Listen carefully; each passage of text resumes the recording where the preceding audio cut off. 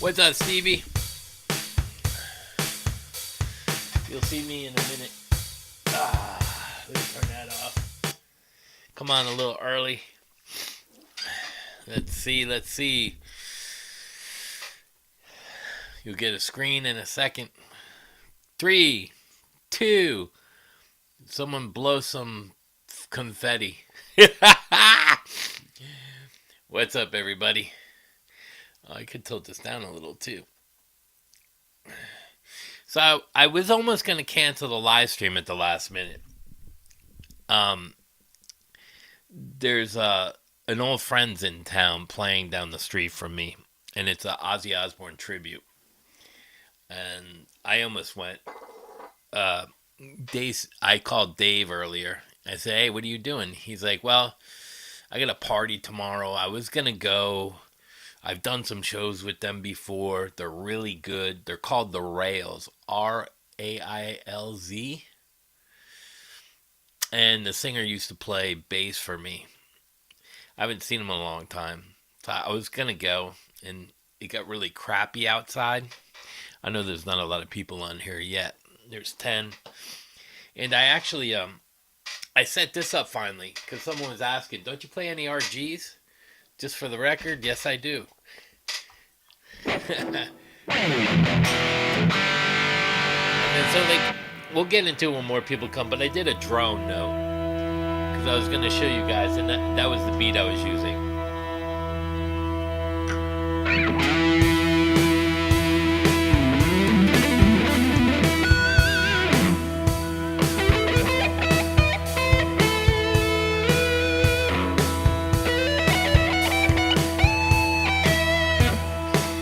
So we'll get into some of the playing aspects of the reason why a drone note is really good for you guys to hear. You're going to hear how I can move around on one note and resolve it. I was talking to Stevie earlier, and a lot of people make the mistake of always going by the top string as opposed to the high E. So if you have a G here, there's a G there, which means this is a G chord, this is an A chord, this is B, C, B, E. So with that in mind, you can use that for your resolves. What's up, Cosmic? You're fucking early, bro. Did you light it up yet, brother? And I've actually discovered coconut milk that's gluten-free, and it's hardly got any sugar in there. I used to be a big milk guy when I was young, and since I turned diabetic, there's a lot of sugar in milk.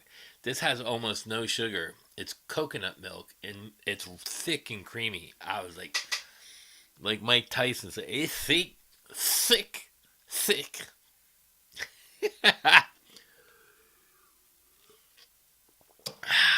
Delicious coconut milk. I never knew it was so good. So I set this up today.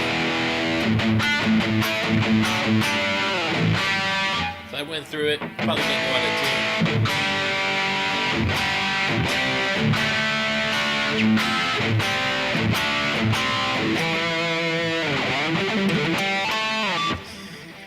And it's funny, like if you, so like let me play the track for you guys. So it's just a keyboard drone and a drum track. I could have put bass and some chords. I could have did the.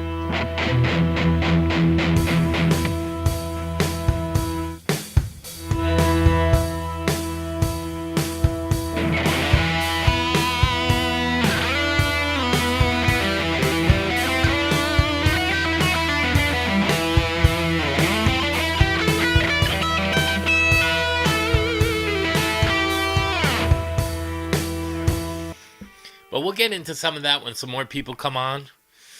I got to get 100 people on here tonight, or I'm not doing it. No, I'm just kidding. I'm going to start shilling my own channel. Come on, man.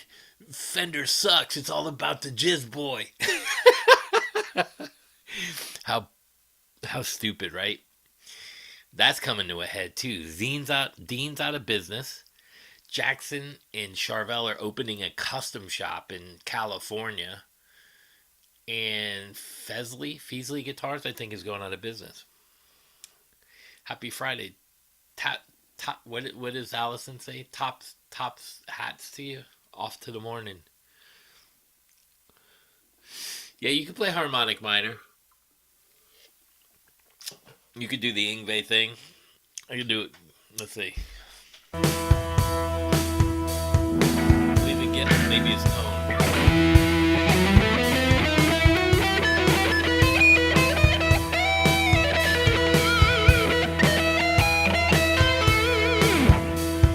Yeah, that would work over it. Yeah, you could use that, or you could do it non-Ingve and do the George Lynch thing.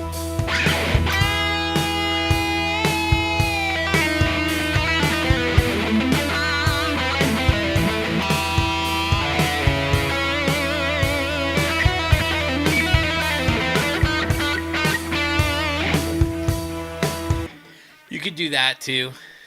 Yeah, I just programmed the drums real quick and put my keyboard in there. It was too much to have up. Why you want that? I can run it. I'll do a separate video with just a track if you guys want. That way you can mess around. You get, and then maybe I do it like this.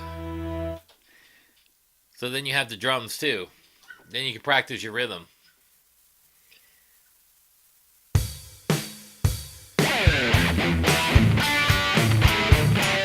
Whoops.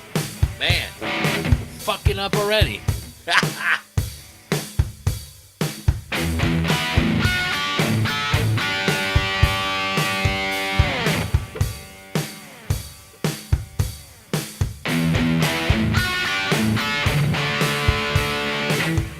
There's all kinds of stuff you can play. You can play scales to it. You can do whatever you want to it. So maybe we'll do that. You can solo to it. And now here's the E. See that C clash? So if I'm starting here, that's a B. That's the 5 on a C major 7.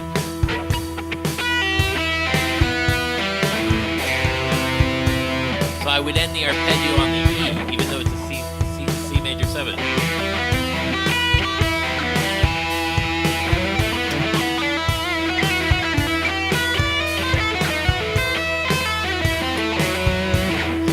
So there's a lot of stuff we can talk about with that stuff. So if you want the track to that, we can do that too. Like I'll do a separate video and I'll just put E minor drone track, you know, and the thirds in there. So you're gonna hear the, and there again, E minor major is a G sharp. E minor is a regular G. Yeah, it's better than a metronome. That way you can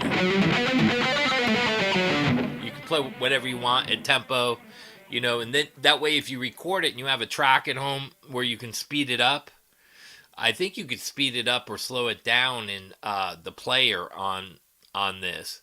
I'll do that so you guys can have that. Maybe I'll do on one video, I'll do 2 tracks. I'll do one with the drums and then I'll do with the drone note so you can practice that.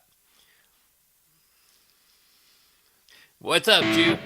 So I got a track in here with just a keyboard with a drone note. I'm gonna make a video and just have the drone track with the drums and then the yeah. And here's the thing, like you could change the mood too. Watch.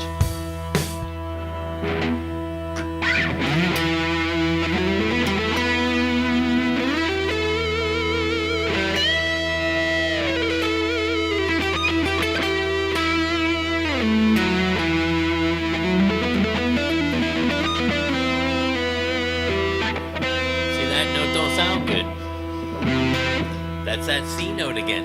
So you gotta watch where you resolve. Even bending. What is that? That's a G. You gotta be careful. You can bend into the G.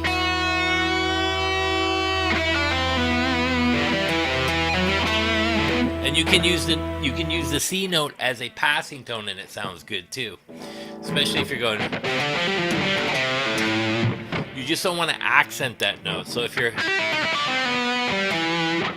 want to,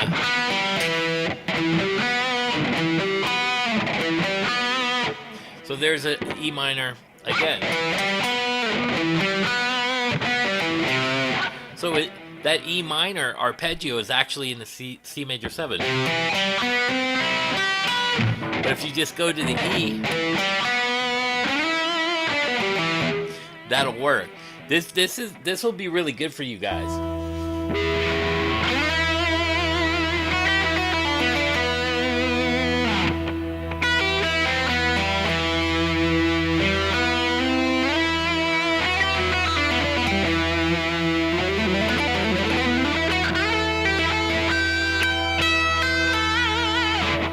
You know, and then you can practice like even like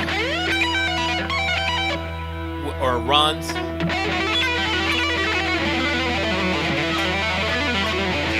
Because even that drone note has a tempo to it.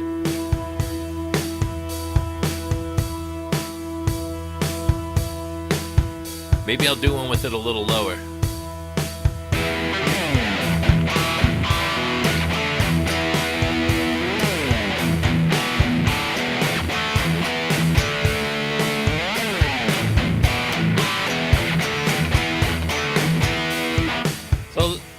Like you can see, like as soon as I hear the drums, I can come up.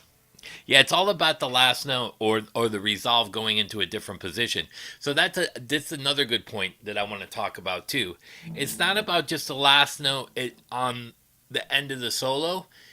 When you move position to position,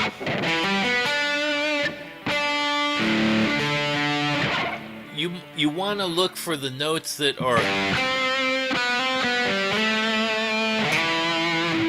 You want to resolve to the note going into the next position as well. That's that E minor triad.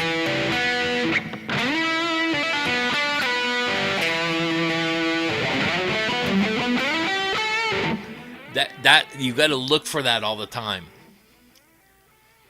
Yeah, the drone note is really good to move it around. Jerry Boy's here. Hey, Jerry, what's up, buddy? Hey, Edwin, what's up, man? Awesome. So I talked to Ralph yesterday. I guess Joe's going up to his house tonight, and they're going to try to shoot a video on I guess they're practicing and stuff. So that's kind of cool, too. So, like, yeah, the drone note is pretty good. And I did, like, I think it's 3 minutes.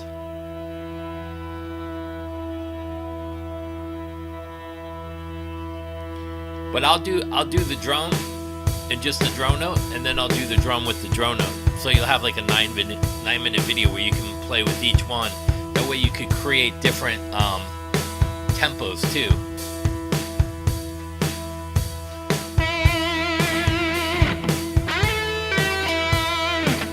See, it's always that. So you gotta be careful. There's that C.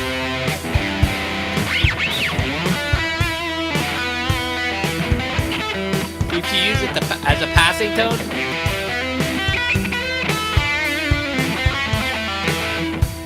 even those blues notes, like if you're using the blues notes as passing tones, you have to be careful. Here, it don't sound good. Here, it sounds okay. So that's where everybody's going to start listening in positions. That's why, like, the E has to be. Even if you play out of the B,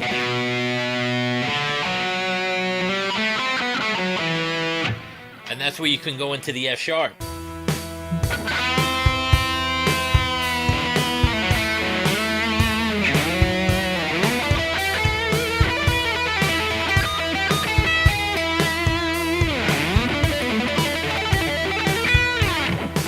So you can make your playing not boring, but I'll get that.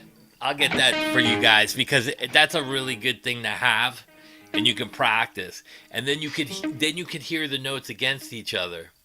You know what I mean? And the tie-in to the G is the B.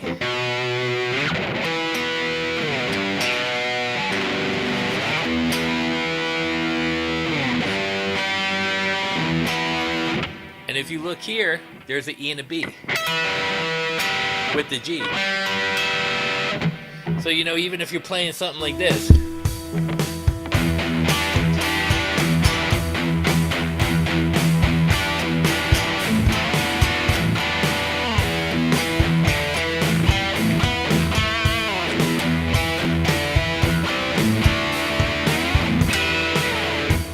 Hendrix did that a lot. So it's a good way to mess around with some tones. It's more of a tonal thing. You know, scales you can practice on your own. You can practice licks on your own. But to figure out where they fit the best. You know, can you rip over it? Yeah, you can. You can go batshit crazy.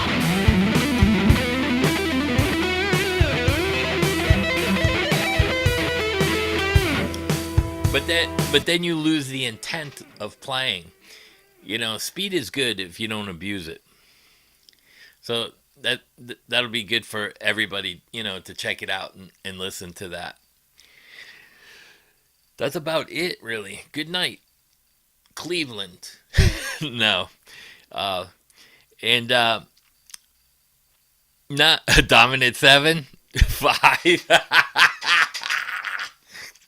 Yeah. Are you joking? Are you Tom, is that you? No. Tom always, you know, dominant 5 chords. 9? No. It's just the E minor. Oh, this chord? Yeah. Yeah. It's the Hendrix chord. So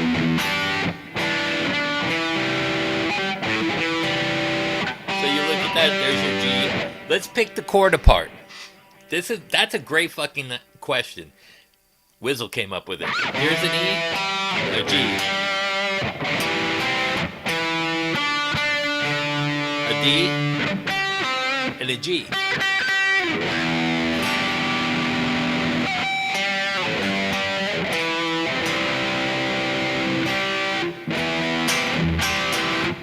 You could play it like that. Yeah. It's an E7. Yeah. So you could play it.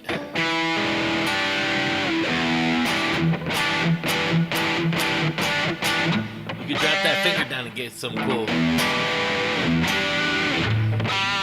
And then you get your relative major to minor in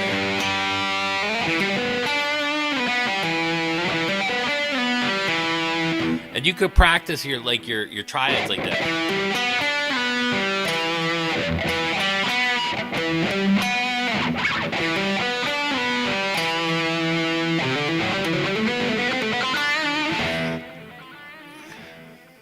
Yeah, exactly. The pinky's the 9. Yes, sir. Very good, Weasel. Whizzle, whizzle. The check's in the mail. Yeah. Purple Haze.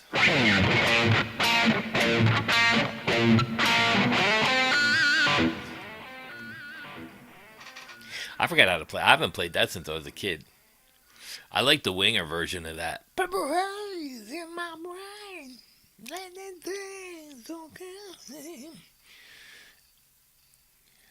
That's a great song to play over. But yeah, so like we'll do some of that. You can play that.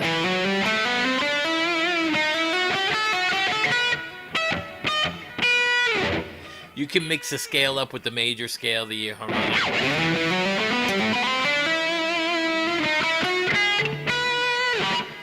There's all kinds of stuff you can do. You can play E whole tone over it. Let's see what an E minor whole tone arpeggio would sound like.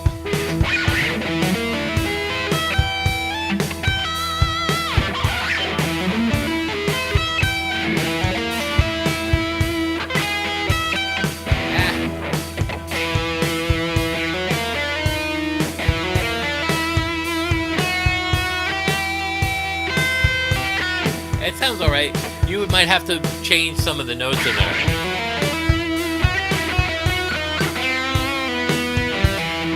I mean, I never did that, so you can see I'm doing exactly what I'm telling you guys to just go over it. Miss Winger. Oh yeah, I love that chord. Yeah, G major tonality works. Yeah, because it's a the relative major to minor. So for you guys, if you're playing in G major, G, A, B, C, D, E, F sharp, major, minor, minor, major, major, half minor, half diminished. So if you look at that and you play a 1, 2, 3, 4, 5, those are going to be the scales you can solo out of. So watch this. I can solo out of E minor, B minor. Watch. 1, 4, 5, and E.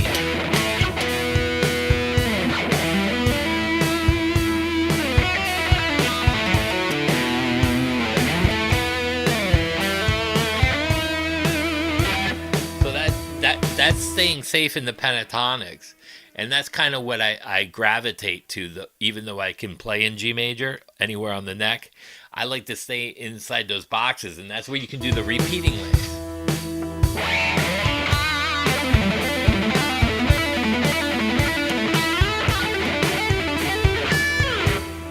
So you can do the crazy ones.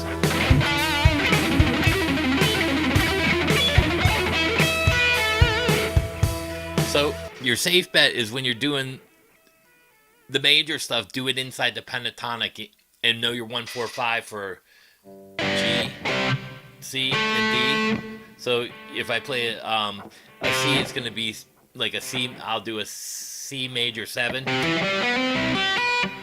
D7.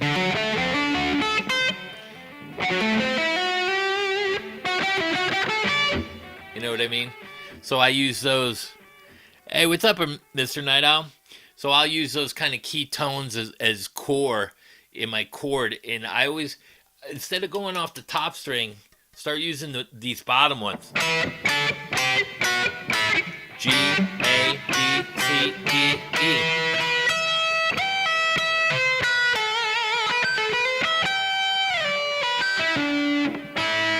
A chord.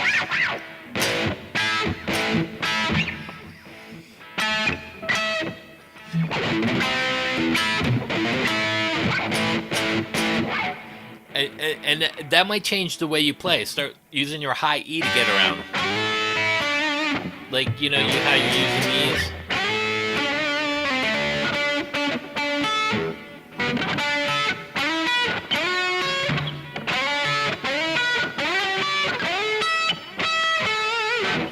It'll change the way you look at the neck a little bit. It maybe change your idea of playing. That can only help when you're doing that.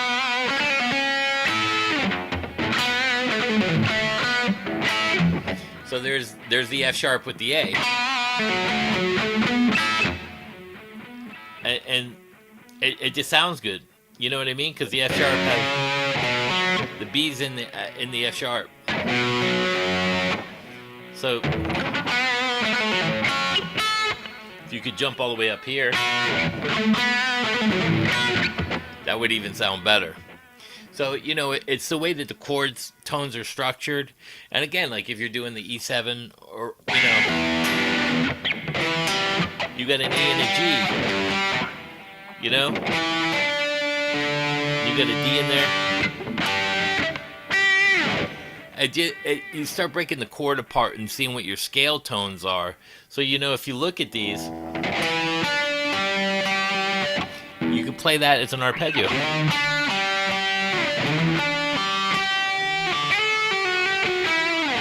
You can create licks out of that chord.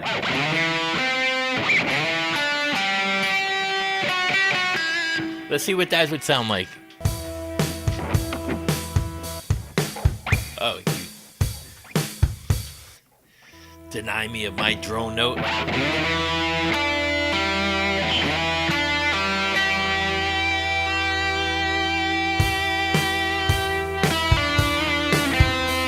Yeah, see, that sounds good.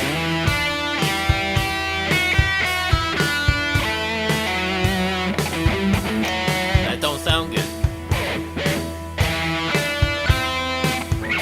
That didn't sound good. A would sound good. And then slide down. So that's how you would work out something for like in a solo.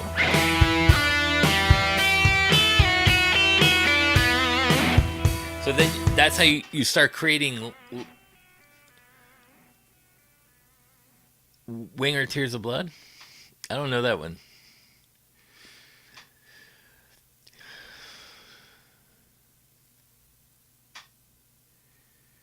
Ultrasonic Band. Is that the 15-year-old drummer that's a girl and there's a girl bass player? They were playing like I don't know where they were playing, but the dad JP was filming them and running sound. Is that who you're talking about? Yeah, I just saw them right before I came on. I was tuning this up and I was watching some kids. They started out with Separate Ways. Here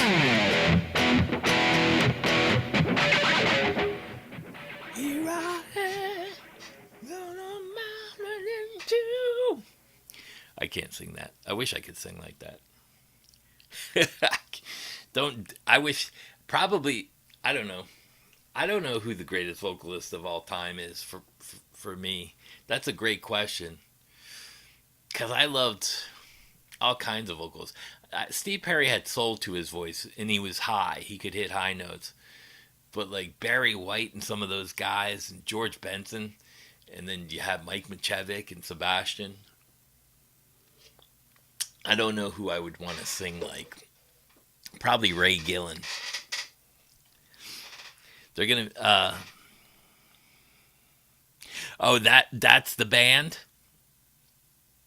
Damn, they're in Michigan. They're really fucking good. I saw a couple people hating on them, but I'm like, I. This is what I don't get.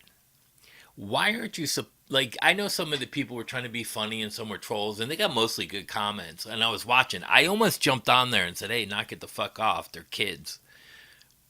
You know what I mean? Not everybody can play like Ingve at 15. The guitar player had great sound. He's playing through a board, I think, direct. I couldn't even see. Oh, they're Canadian. They're really good. I watched them for a minute, and I was gonna jump on there, and but I wasn't able to. I didn't know if I was gonna do the live stream because I was talking to Dave earlier. There's a band called the Rails, Railz, and my old bass player is fronting the band. It's a huge Ozzy tribute. Sharon approved of it. He looks just like Randy Rhoads. They sound just like Ozzy.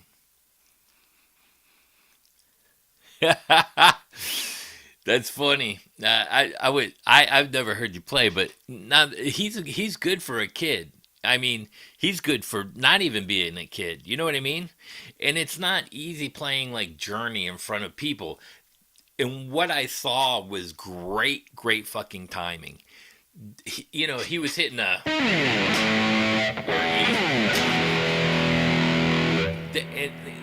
They had really good timing. They're on their way. I just hope that they're friends. Sharon. I just hope that they're friends and they stay together and don't let the greedy thing as they become better. You know what I mean? Kind of ruin them. I hope that they keep on the track that they're doing because I was like, damn. I wish I was like I could play like that at 15, but I was more of a technical player. You know what I mean? I was I was stupid about my playing in a way. I mean, it made it easier on me later, especially knowing how to dissect everything. Peter Frampton to the note. Yeah. That's great that they're doing that as kids. And that's what I mean. I don't understand why adults or trolls would actually knock them down.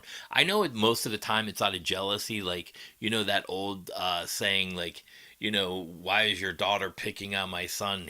They're 10 because she actually likes him but doesn't know how to communicate it.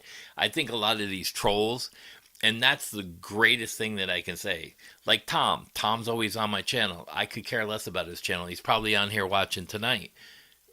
It's envy, and I'm not trying to be an asshole. In the Zacks, and they stick up for him, and this guy sticks up for him, and that's all good. But fucking tell the fucking truth. You know what I mean? You don't have to be a great guitar player to be famous. We've seen the Ramones and Sex Pistols, but they inspired millions of people. So it's not about how technical you are. It's about what you can write that people gravitate to. Because I know a lot of great fucking bands that failed. You ever see those super groups that get together and they can't sell a fucking record? They just don't sound good together. There's like super groups. I don't know who they are, but sometimes they just you go and like I hate to say it, Sammy Hagar's band. They're okay, but they don't have. They're not Van Halen. You know what I mean? I think Joe Satriani's the wrong choice for the Van Halen stuff. I think, now David Lee Roth's guitar player is really good. He's been doing that Van Halen. He's got channels. But, it's not just about how good you are. It's getting the message across. So, like, when you're doing Van Halen, that's not exactly Van Halen, but it's in the vein of Van Halen. You know what I mean? That snap that Eddie has, the fire.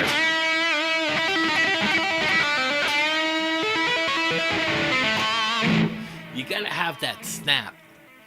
What's up, Brooklyn? Brooklyn in the house. Yeah, so there's a lot of things that go into playing. That's why I said, when I play certain songs note for note, but sometimes I have to play, like, I can't play like I'm not Tony Iommi. You know what I mean? So when I do the Sabbath stuff, it's hard for me to go.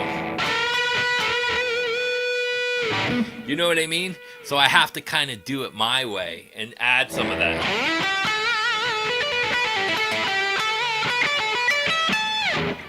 I have to put my own flair on Tony, because I won't like it. I'll hate what I'm playing. And I don't want to hate what I'm playing because the songs are fucking great. It's like when you listen to Randy play Paranoid.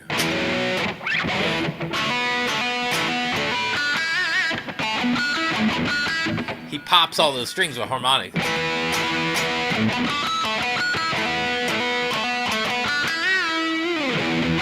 You know what I mean?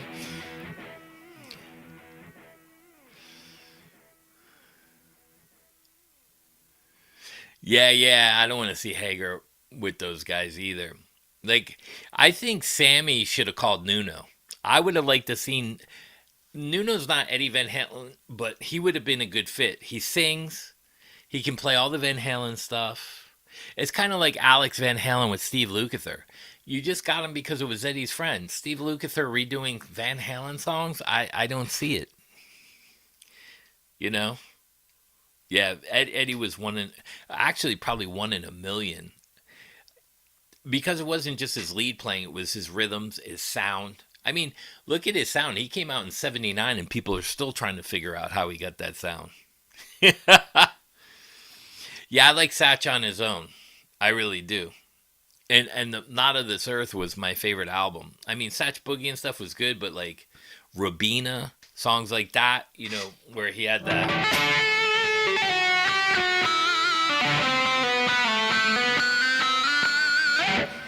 That stuff is awesome.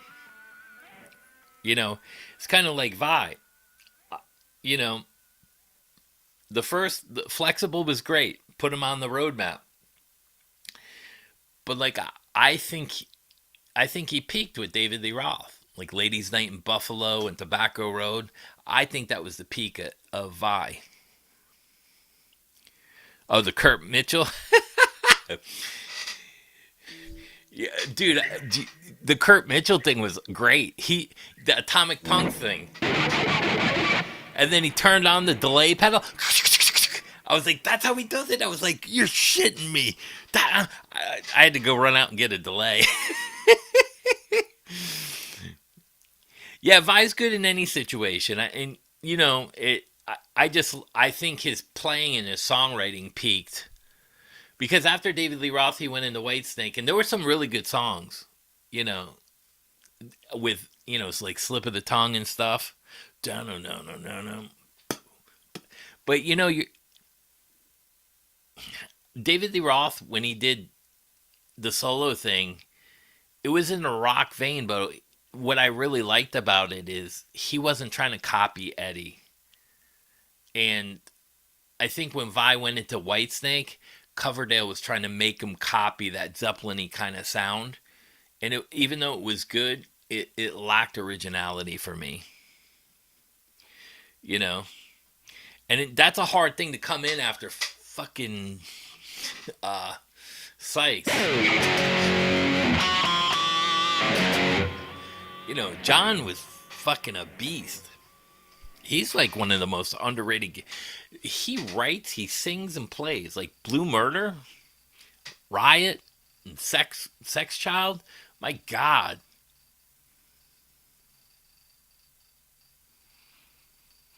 Yeah, you do Van Halen well, Michael. Joe Wentz does Van Halen really well too. He does the newer stuff with the more chorusy sound really good. Oh yeah, yeah. Satchel, Russ Parrish. And see, that's a great example. Russ Parrish played with Rob Halford in Fight. I thought Fight was better than Priest. I really liked Fight and wish he had kept that going. I really do. So, like, a lot of people make fun of, Satchel, Russ, and a lot of people don't know. He was a pro player. You know what I mean? Yeah, Passion and Warfare was pretty good, too.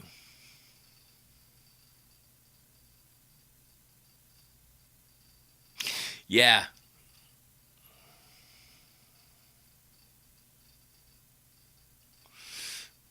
You hated the vocals? I like the vocals. I mean, it was kind of like, I don't know. It seemed like the vocals weren't planned to me.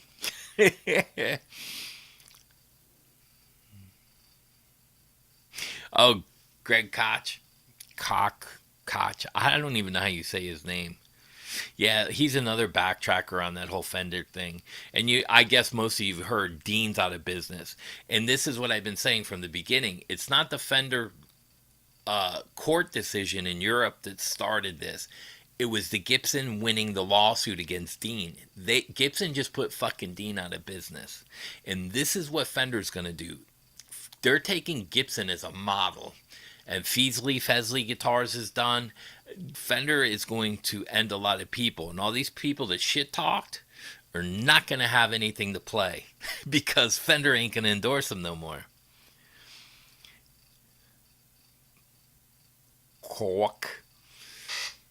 Greg Cork. And I mean, he's an okay guitar player, but like I have a CD. You know what I mean?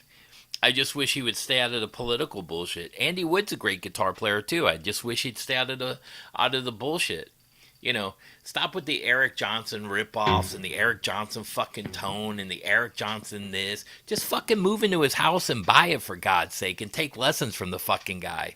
Enough's enough. You know what I mean? Where does it end? Where does it fucking end?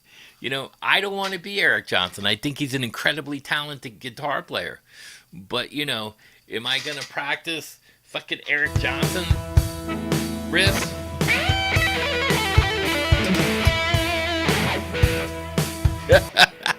No.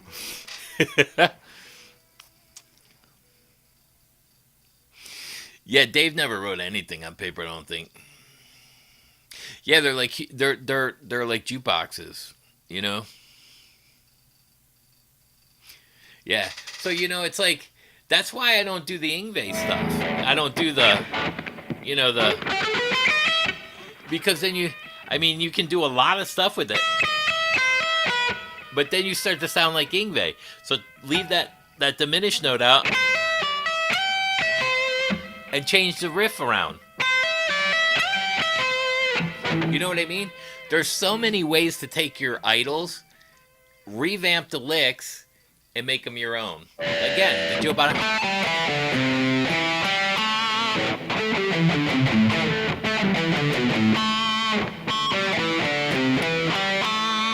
Or do the lick backwards. Instead of going down, go forwards. Or whatever. You know what I mean? Yeah, that Page Coverdale was the shit. I really liked that record too. That shit was the bomb.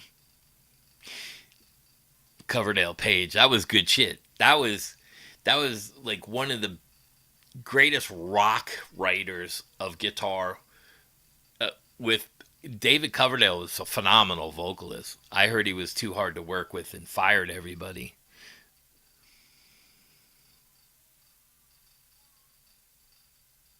Yeah, if you're playing original material, listen, oh, that sounds like you. You failed. That's funny.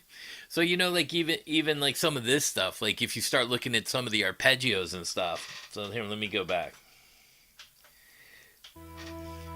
So if you're doing like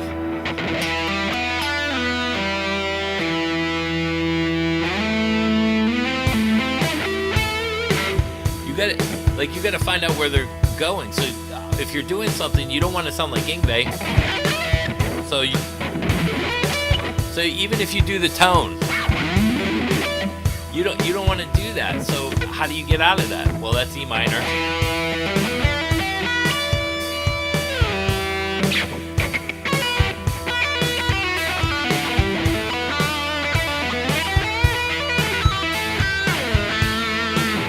You know what I mean? So you look for notes where you're not going to sound like the same guy.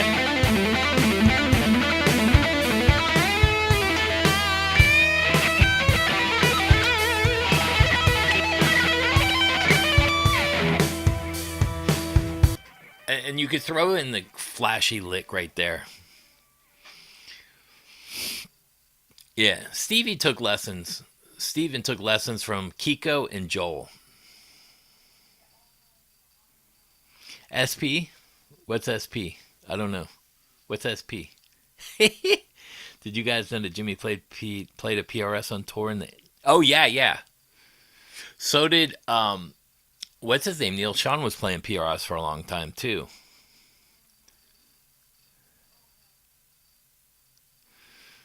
Yeah, John was phenomenal. I got to see Blue Murder too. You want to sound like Ingve? The maestro. He's not Ingve. He's the maestro. Oh, the Petrucci one? Yeah. See that again? Another gifted, talented player he didn't sound like Ingve. He didn't sound like Paul Gilbert. John sounded like John. And that's the thing. Like, so you got to figure out what you're gonna do. Like, so you even just see, even if you just mess around with notes, just go through the notes.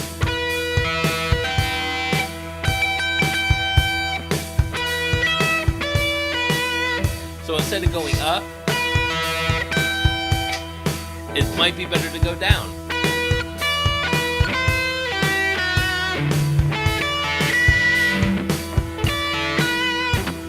So that sounds the best. So you're working on 3 notes. Not bad. And not bad. But then when you go, that sounds better. So you practice those sounding notes. You know what I mean?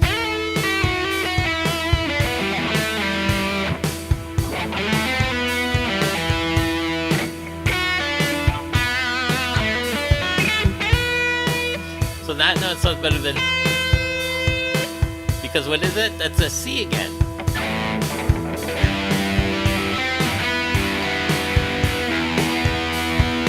Where am I?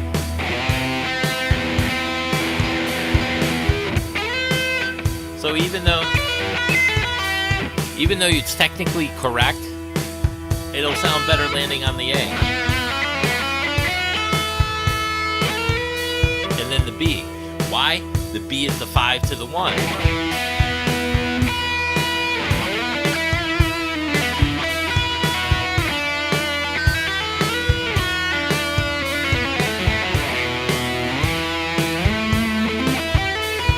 So here's a B, and an A. Yeah, and what are those? Those are your pentatonics in the minor.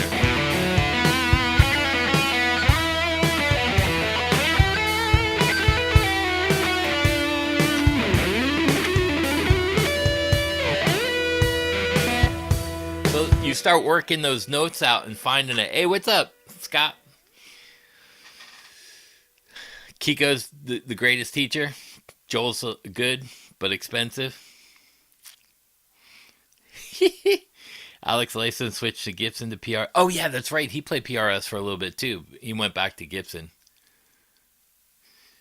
Yeah, that's the one thing I can say about PRS. They don't sound like Gibson.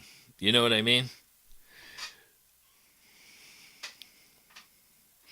Yeah, no, John Petrucci is really good. I really like the first two albums. And what was different, they started writing different I mean it was the same metal stuff, but I mean they came up with different kind of ballads and different kind of musical. What was the band he had? Liquid Fusion? I really like that band too. Was it Liquid Fusion? Liquid something, right? Oh yeah, Fates Warning. I like Fates Warning too. That's where what's his name? Not is it Latour? Yeah. Yeah, the Custom 24. Liquid Tension. Yeah. That was the only supergroup that I have actually thought played well. Is my PRS 24? 1, 2, let's see, 12, 13, 14, 15, 16, 17, 18, 19, 21. No. Almost. This one is. Somebody was asking me if I play any RGs. So, like, if I play like this, let's see, with nothing behind me,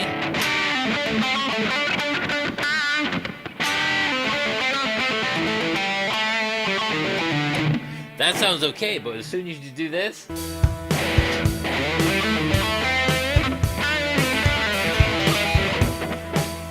it doesn't sound as cool. It still sounds good, but you know what I mean? So you gotta find those notes. Yeah, that was unbeatable. I really liked Winery Dogs with Richie Kotzen too. That was a great band. I was kind of disappointed he couldn't do the Cornell so good though when he got up and sang with them. I think he didn't sing on purpose that good with them, you know. But so yeah, those are some of the things. And I don't know if you guys saw the video earlier. I showed where I was texting with Paul Gilbert because somebody had questioned my oh, you don't know Paul, you didn't go to GIT, blah blah blah. So yeah, we don't need that remote anyway. Just so you guys know that I don't lie about that stuff, so you can see that he's like, oh, where's my pictures? So this was the original post, and it was on Facebook so that everyone could see it. And he liked the comment, and I was like, hey, you got me on the guest list in Backstage Culture Room. It's Smiley, GIT. And there's his face over there. And then, so like, oh, I did so you could see, you know, he reacted to the comment. Because, oh, you don't know what you're talking about. You don't know Paul. You're full of shit. You know, that old troll thing. But I love disproving them. What's up, Mechanic Jams? Yeah, they were probably one of the better ones.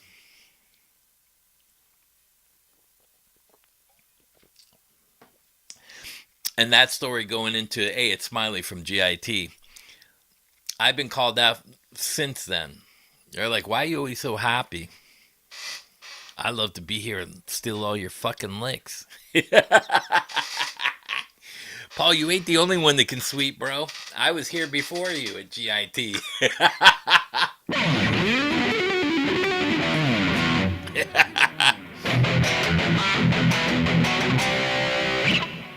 Man, this sounds so much better since I set it up.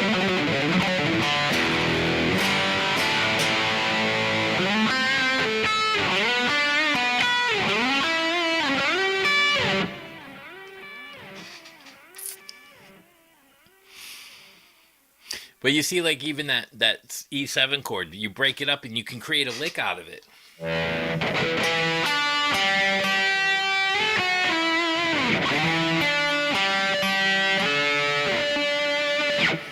And that would get you into a solo over that. So you look at the chord and you start breaking the chord up in different numeric, I guess, however you're working it, ones, threes, fives, whatever you're doing. But yeah, that'll work. So I'll do a track for you guys. I'll do the one together, the one separate drums, and the drone track.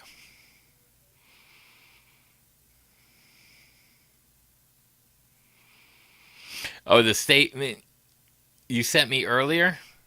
Damn, what one? What was it? You just released a video on the Fender CO making. I, I, they all got warned. So shit. Wait. Can I check my email?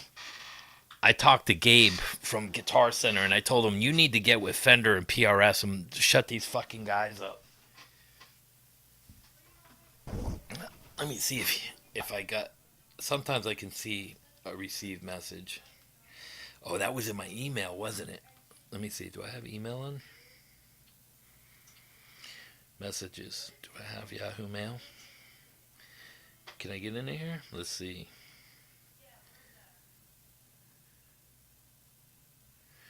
Username.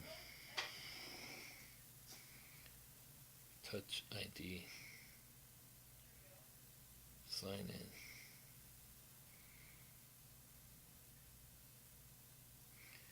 Okay, so let's see.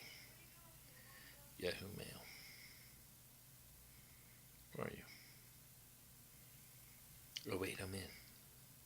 Get off.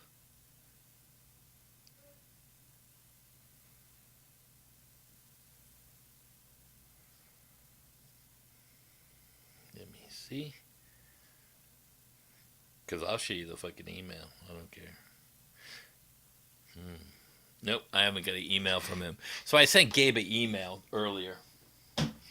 I said, bro, all these fucking people, you got to shut them up and you got to band together. You're the biggest fucking retailer around. Put pressure on Fender, get Gibson with you, PRS, all your brands, and stand by them and push back on these fucking peasants. They're fucking nobody in the music world. They're social media people. You don't see John Mayer coming out and talking shit about Fender and they suck. It's the guys who don't have those big deals. You know what I mean? Yeah. So I guess Philip McKnight got a letter or something from Fender from the CEO.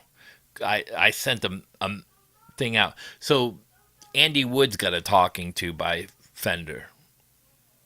That I know because he said it on a email, and not an email.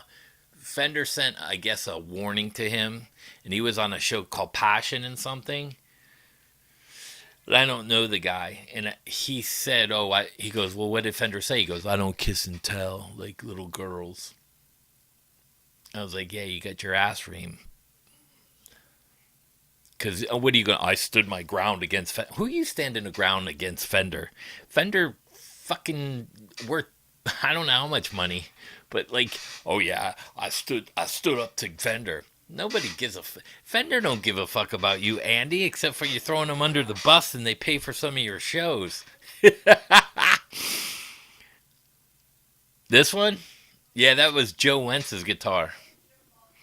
That's a nice guitar. This is the baby to it. I don't know. Let's see. This is the other Charvel. It's not a it's tuned down. So so that was the thing about Gibson. Gibson put Dean under the bus, and there was another lawsuit after Gibson. It was from the Dime family, Dimebag Darrell's estate, suing Dean over they can't make the Dimebag guitars no more. Dean Zielinski, who sold the company, is actually making with the family estate making the Dime guitars, and Charvel is building or moving into a custom shop. So you'll have USA Charvels again and Jacksons, and out of that. So like everyone's talking shit, we'll make a better guitar. You don't want them to make a better guitar. They'll put you all out of fucking business, you stupid idiots. So now they're gonna have custom shop Charvels, custom shop Jacksons. They already got custom shop EVHs, custom shop Fenders. Like, what were you thinking? Yeah, Andy's got no ground to stand up against Fender. And what's going to happen is when Sir goes under and Tom Anderson and LSL and Tim Pierce starts crying about getting a new deal, who's he going to go to? Gibson? They're all going to run the Gibson. Yeah, I saw that photo. Those are cool. And again, I got nothing wrong with, if you go to a boutique builder and you had them build the guitar the way you wanted to and you paid $8,000, that's up to you.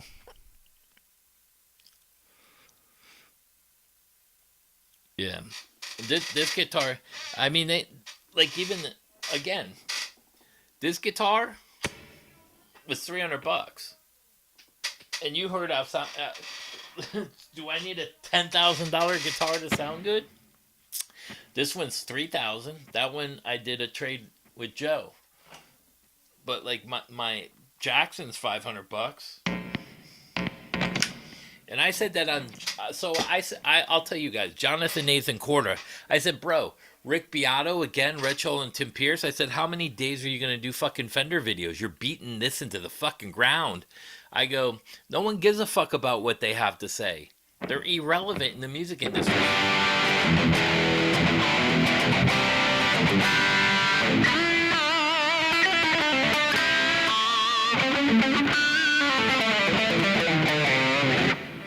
Yeah, like my Keith Solaris. That don't look like a Fender. It's the S shape, but it's got all kinds of contours, and it doesn't have the Strat pick guard and the three volumes in a row with the Strat. You know what I mean? It's like at least fucking do a different pick guard, like PRS on my telly. That thing, the NF53, that's great. I don't think of it. It's a telly shape, but that it looks nothing like a telly to me. It doesn't sound like a telly. Doesn't look like a telly.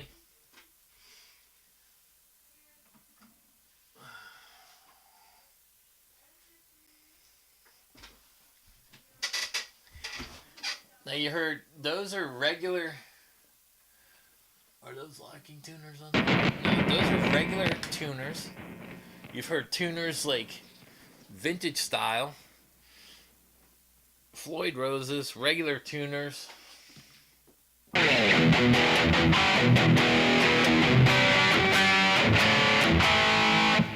This don't have as much gain, but it sounds great.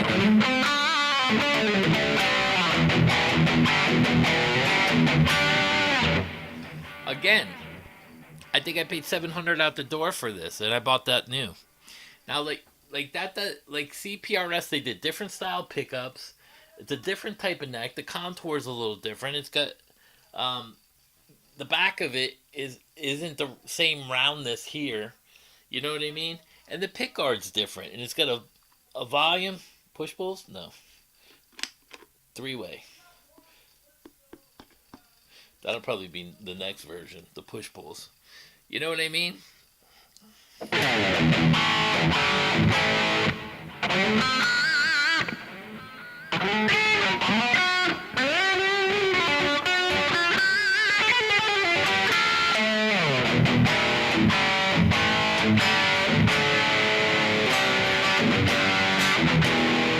That don't sound like Natalie.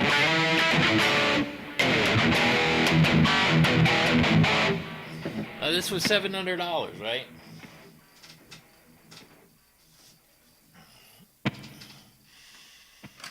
This one's 3,000. Are you gonna hear a $2,500, $2,300 difference?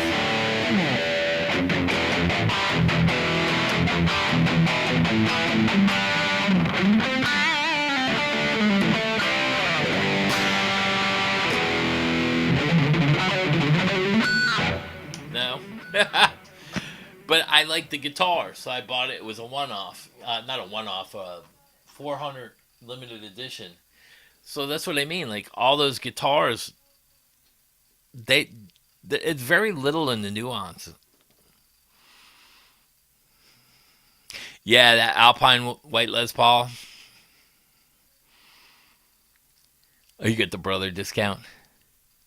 Jackson are making great playing. Yeah, they make great guitars, and like I mean, there was a time that was a little rough period, but all companies go through a little rough patch and then they get better, and then a little rough and get better. I mean, you can't.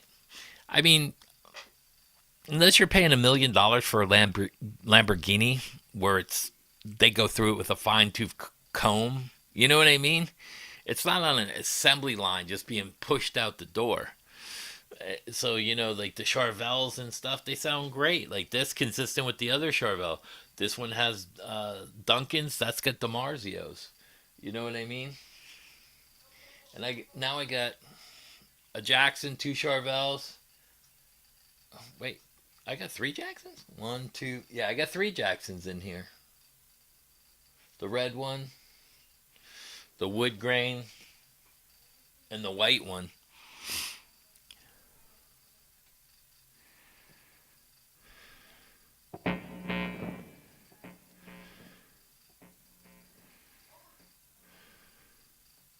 Well, that is a prettier guitar, no doubt, and it.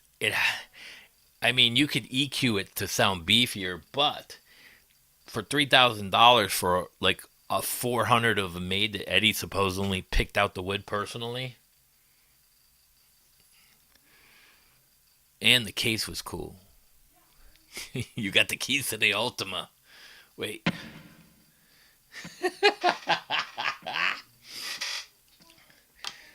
like this one, I paid $500 for this.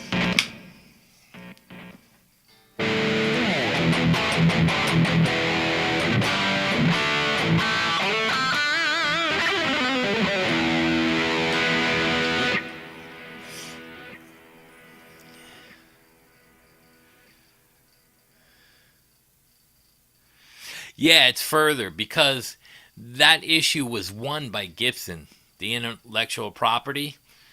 Gibson won against Dean in I think 4 out of 5 guitars. The 335 is the only one they couldn't do because of the way that the guitar was built as a semi hollow for functionability. It's kind of like Andy tried to be a smartass and said, well, then so and so should sue for the dreadnought. Acoustic guitars have to be made a certain way to acoustically. The S shape is for comfort, so it sits on your lap, and that. But an acoustic guitar, like you've played those Fender acoustic guitars that look like Strats, they sound like shit. You know, the bigger the acoustic is, the deeper it sounds. Yeah, I take them to gigs. So, sometimes if it's a fly date and like baggage wise, I'll just take the Kemper and I'll rent a guitar. So you have a rider, like the contracts are written in. Like if you do a date, and I tell them I want $40 per day per diem, like cash in my pocket, if I'm in an area for 3 days, and then I want my dinner's paid for, hotel paid for, and then and the rental, whatever I need to rent, they gotta go pick it up for me and bring it.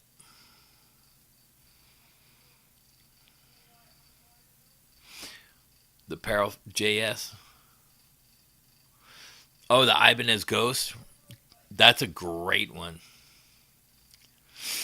Yeah, because those are like explorers, right? And again, like Dylan Talks just did a really good video on it. Like he was like all against Fender, but now he's starting to change his tune a little because he came out and said, "You can't think that the law is never going to change. Like look at all our city laws. You know what I mean? And even when you move into like my buddy Aaron's having a problem with his condo, what happens is they want to impose homeowner association laws which aren't civil. Some scorpion licks.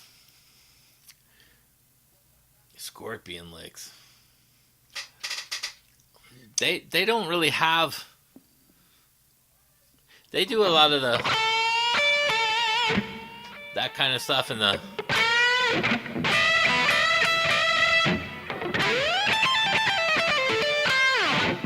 Let me think. Is there any cool licks they have? They had that one.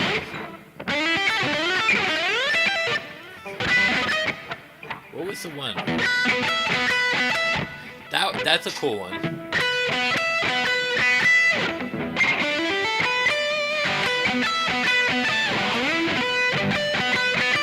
I think it was here. That's a good one.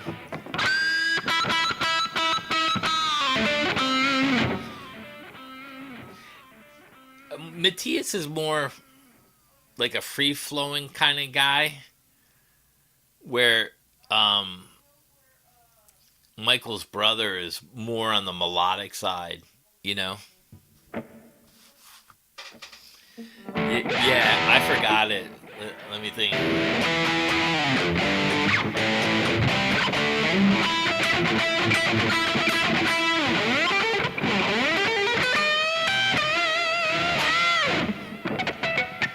How's it go?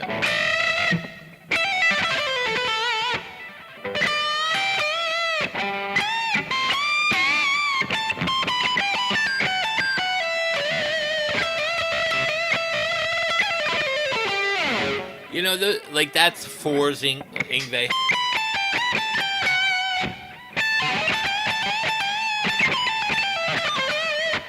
And he does it pentatonically in there.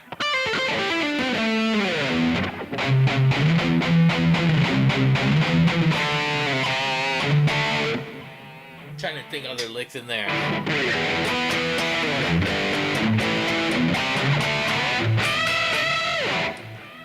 You know what's interesting about them? No, I didn't feel no earthquake. I think they were full of shit. Anyone that says they felt that, I'm in South Florida. I didn't feel shit. And I was in stores, big buildings. I mean, nothing fell off the shelf, nothing. What's interesting about the Scorpions is if you learn both guitar parts, they're completely different on most of this stuff. Man, I was in a Scorpions tribute for a while too. I can't even remember some of the licks. Blackout has cool.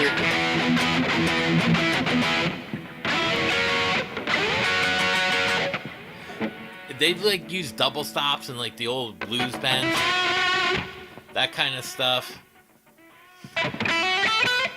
What's the one?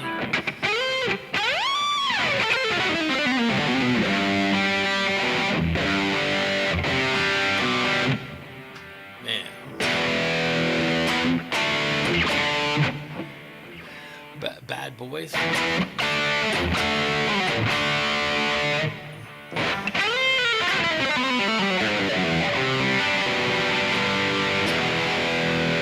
Something like that.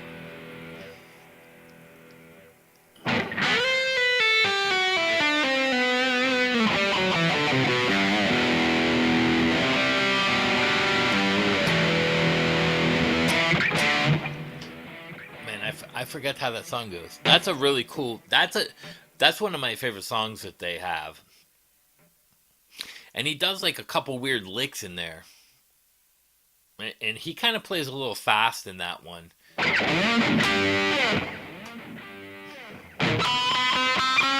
he's got some cool bends in there in the rhythm.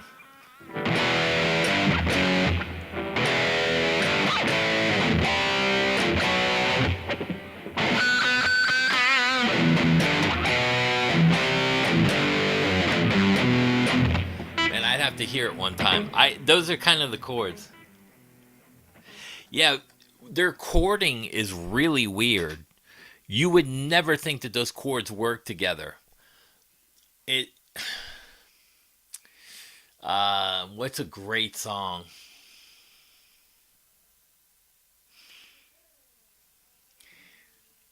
Let me think. Shit. What's that other one they used to do?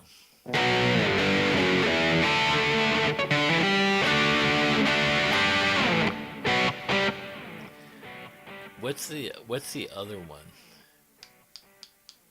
Man, I forget the name of some of their songs even. Try to say that again. Try to play one note where somebody can tell it's you just from the one note. One note? Man, that's a tough one. It would because one note is man, that's tough. One note.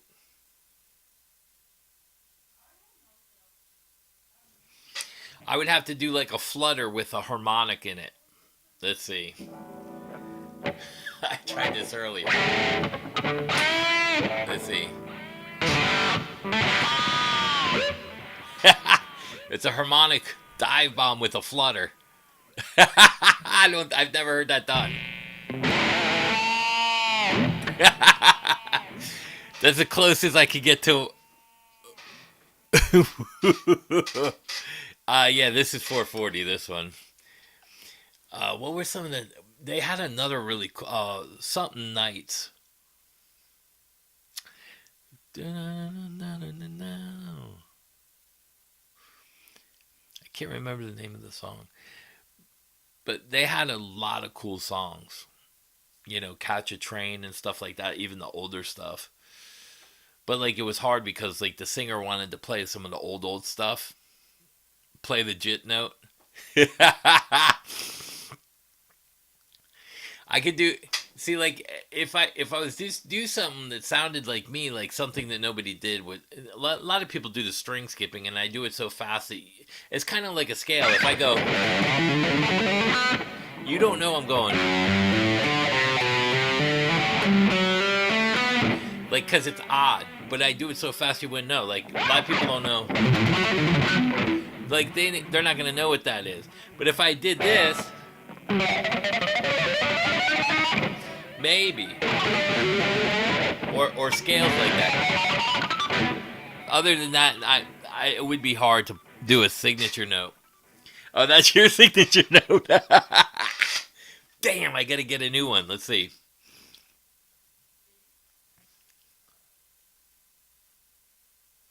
Yeah. Well, you know why? It's his tone. Billy Gibbons had a certain tone, man.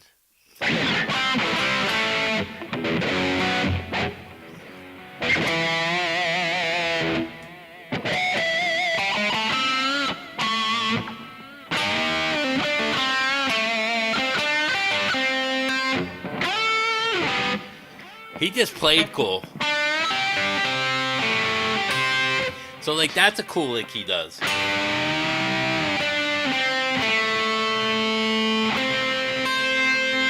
With the octave.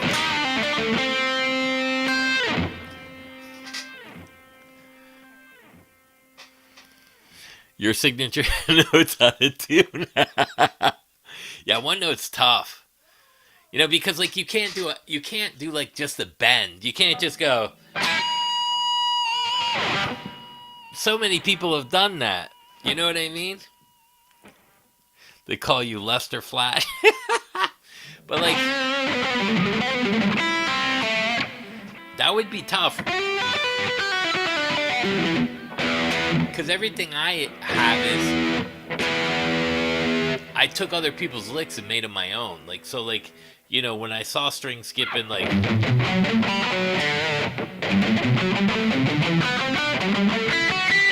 that's more like an Adrian Vandenberg or backwards. And we had exercises like that. So I was like, well, what if I took like exercises and made them into licks? Like the pentatonic, right? It's a minor third. So the spider web thing or whatever they call it.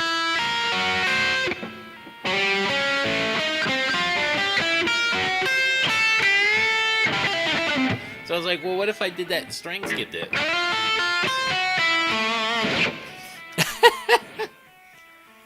Yeah. It's about how you express it. Express yourself. What do I get, a moth in here? Yeah, one note is really tough. You know, It's even when you copy tone is, you know, like if I can copy Eddie Van Halen sound, I have the patch in there, but like why do I want to sound like Eddie? He was a great guitar player, but we already have Eddie Van Halen. That's why I don't understand Andy Wood. The secret to Eric Johnson's tone, and then you're playing all his licks. Fuck's sakes, just marry the fucking guy. You're gay anyway.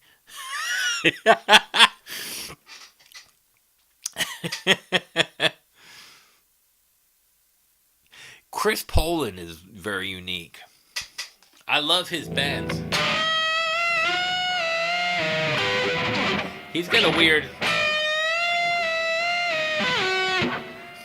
He's got a weird way he bends. I can't even imitate it. I listen to a lot of Gilmore and Lyson. Lyson is one of the best benders, and David Gilmore. Those are the guys I like for bends.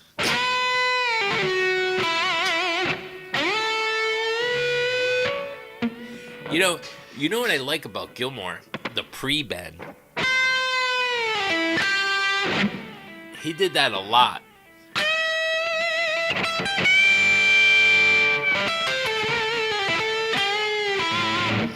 Yeah, no one like you. There's no one like you. How's that go? Like, oh man. There's no one like you can.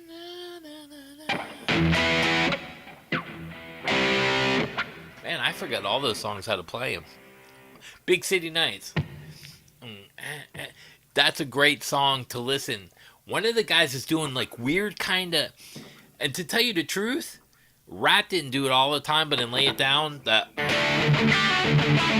when that one part comes in, Warren's playing like kind of like lead stuff over it in the background. It's weird.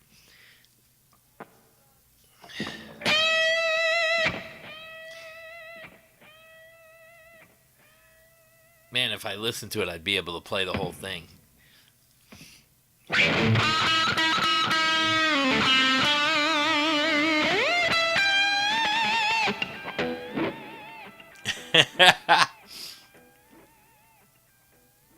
Oh, the Maestro bands? Yeah.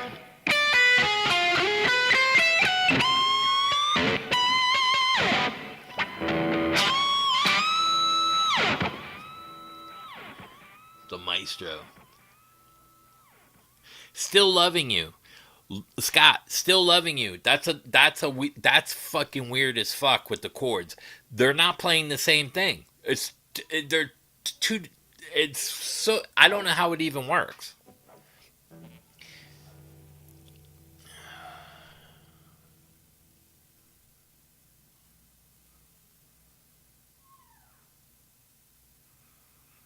Jangly 60s. That's funny. Exercises, I mean, you could just, like, I used to do this a lot.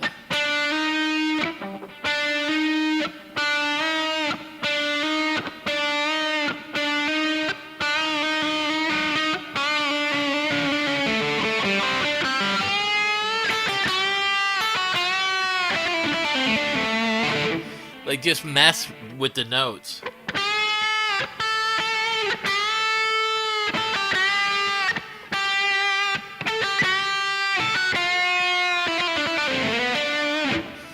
You just gotta Benzer. That's a great question because I don't really think you can teach people feel. Benzer feel. Like I bend hard. I don't recommend that for most people, you know, especially live. I've talked about how bad that is to do. I love the sound of that note. Just it cuts through the air like a hot butter knife. When you're playing and everyone's loud, you go. It just cuts right through there. Yeah, Blackmore.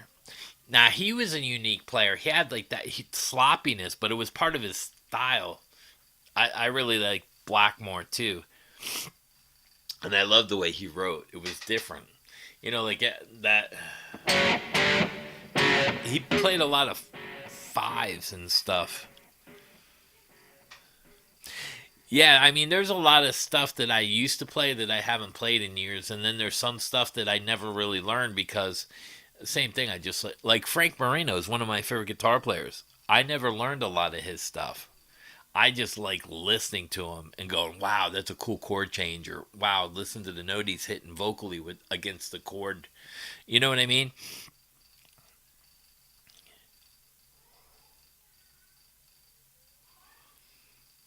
Yeah, yeah. It's like a feel. Yeah, it's like the way you bend is your DNA. You know, same thing like if you go like I mean Billy Gibbons would play some cool stuff like you can get away with like practice and stuff like that. But like that kind of stuff is kind of like popping on like a count.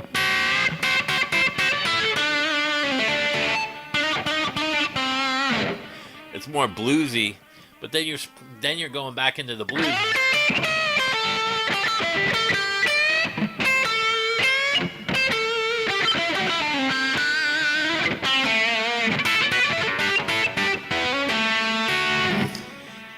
It just depends like how you want to play and like what like your intent. You know what I mean?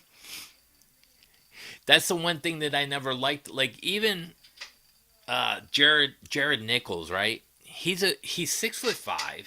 He looks like he should be wrestling instead of playing guitar, and he's a good guitar player. But the problem is, he's not playing anything different. You know, you're playing with your fingers. Wow, big deal.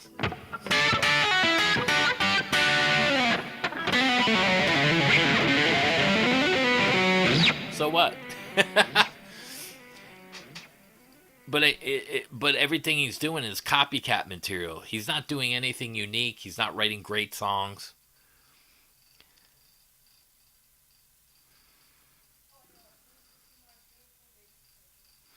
Yeah, yeah, because I mean you can imitate people, but you got to be able to play too. Like if I'm playing Warren's parts, you know, and I go into the solo,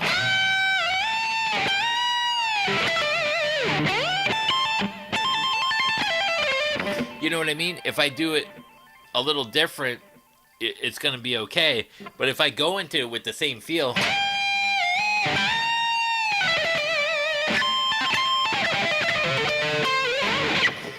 you know, it's okay because it's close. I'm trying to embellish on his feel, even if I don't play it exactly like him. Same with George, because George Lynch is all feel.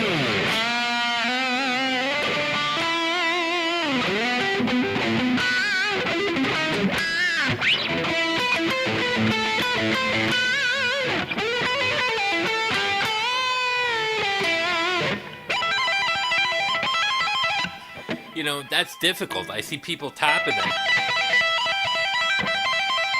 You know?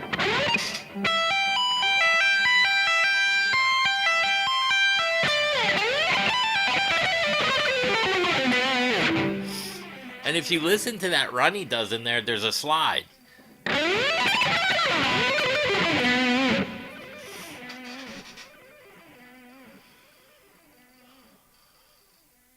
He's a restless wizard. He's the chief poobah in his town. And I think he's playing with his wife, right? He married. I think he got into that while he was younger. Maybe she likes to be tied up like a princess.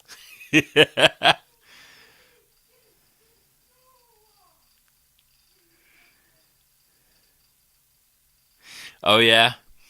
Billy Gibbons is great. He's another guy that he writes, he sings, and plays. And live, he fills in that sound. They're like Rush. Big, big sound. I loved watching Billy Gibbons at Daryl's house. Yeah, yeah, yeah. I was like, damn, you know, all that stuff that he was doing, and then he's like just messing around. He just he killed it. He's one of my favorite guitar players to watch too. Billy Gibbons. I mean, he's underrated, so underrated. No one talks about how good he is, you know. And he just, man,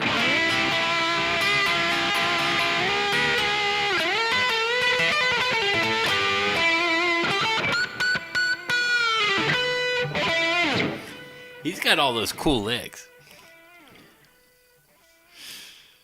The white Les Paul. Yeah, I wish he went back into rock. I mean, he could join. He should go back to Deep Purple or call Graham Bonnet up and reform Rainbow. He's like the Spinal Tap guy in Stone Edge. Oh my god, dude. He should be in a movie. He could play Peter Pan or the Captain Hook. He could be Captain Hook. He's got Captain Hook's look.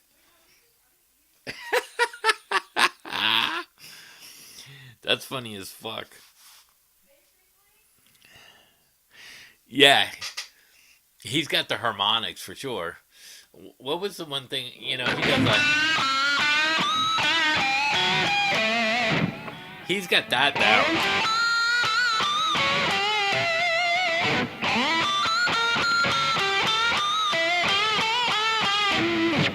He's got that shit down.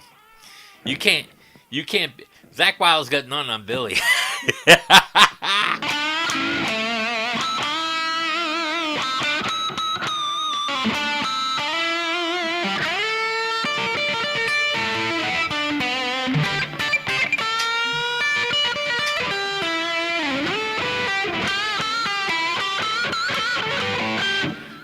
He takes that shit to town, don't he? Oh yeah, that's one of my favorite songs. And then what's the other one? Beer, Hell Raising, Beer Drinking. That's a great song too. It's just like a fucking bar drinking fucking song that you could go out and you could actually form a pit in a bar with that song.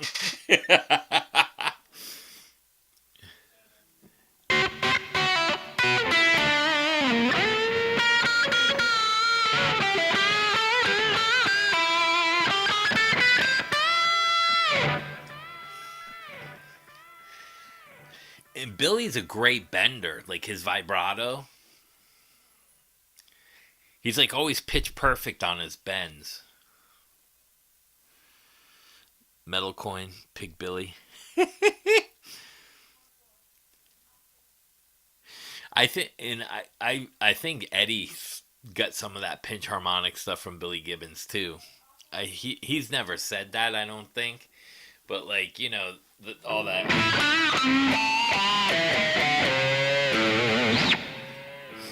When Eddie does that, I think of Billy Gibbons.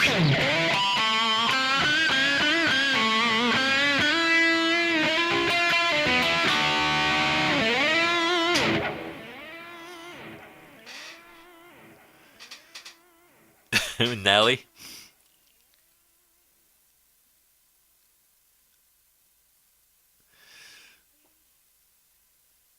Hey, Allison. Put a bit of thumb into it. Easier than using a wah pedal. That's true. That's funny.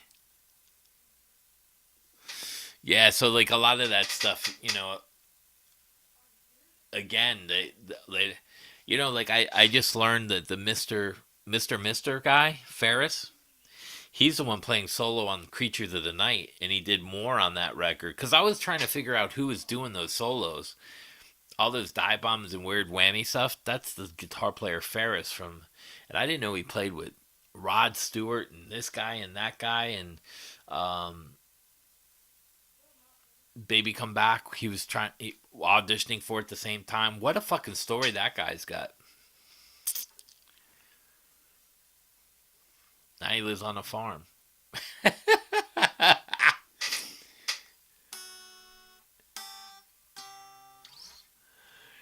That's so funny. You know, the guy who oh, and there's another guy, Dixon. I don't know what his first name is, but he just released a video of somebody talking on TikTok about the satanic stuff in the music industry. I'm not gonna confirm it,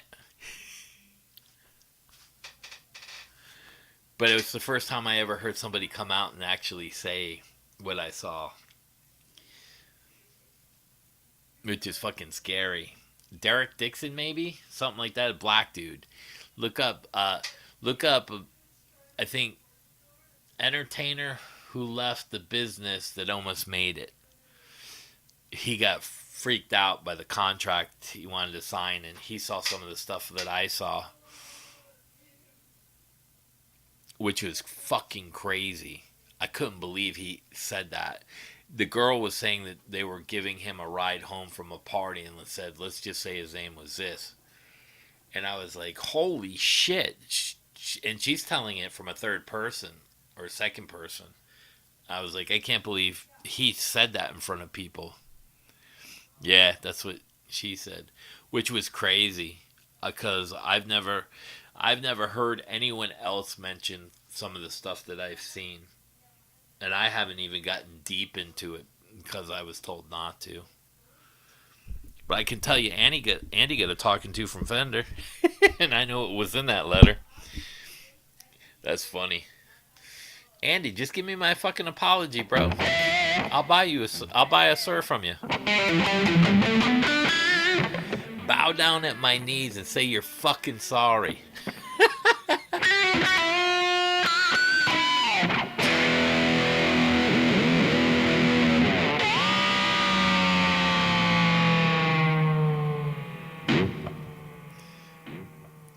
That's what he said.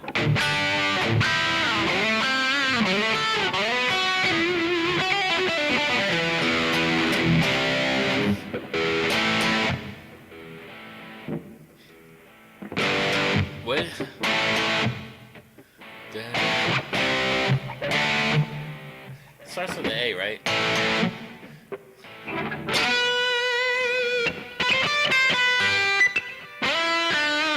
Wait, it's starting to come back.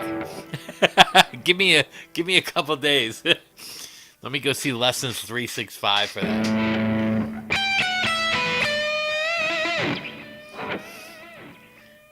I can't remember the rhythm of it though. Down, down.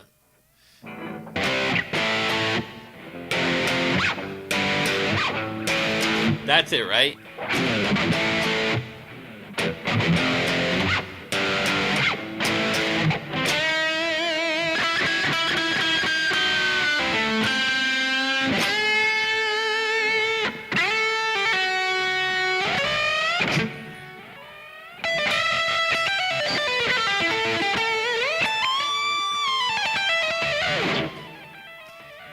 I can fake my way through it. Yeah, everybody wanted a Strat or a Les Paul. Now that's the funny thing because I hear people talk about how bad Strats are. I'm like, well, if you're trying to play a Strat or a Tele, it's not really meant for metal unless you change the pickups out. You know, like who's that guy that's got that weird Strat with the humbucker in it? I forget his name. I didn't know he had a twin brother. Really? They kind of freaked me out. They should do like one of those prank videos where the one guy's playing the guitar at the bottom and then you go up to the top and the other brother's on the drums. Or they do that inside a bar. Like they switch spots. Like the one guy comes out playing the guitar.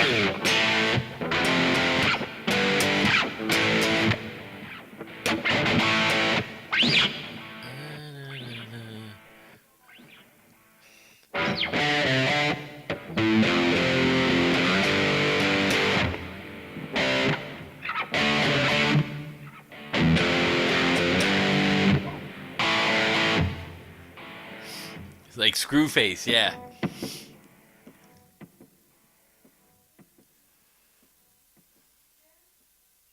Yeah. All those companies, that's what I mean. Eventually, the laws are going to change, and it's not going to be in your advantage because it will always go back to the original laws, which were preceded any other law. It's like the police. They have it's called a blue book. They're laws that were left on the books that they can use to their advantage. Laws from like fucking 1870.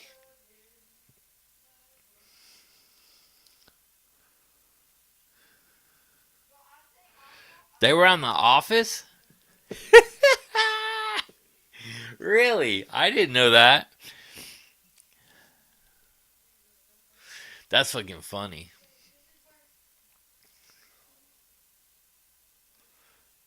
I even told Guitar Center, why don't you do a fucking funny commercial, man? Like have Eric Clapton trying to trade one of his Strats in, and you call like the vintage department, and then you say, this is a fake. Can I see your ID?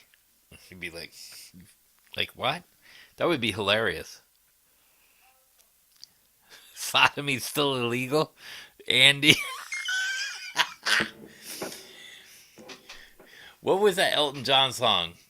Was it Secret Dancer? I can't remember that Elton John song.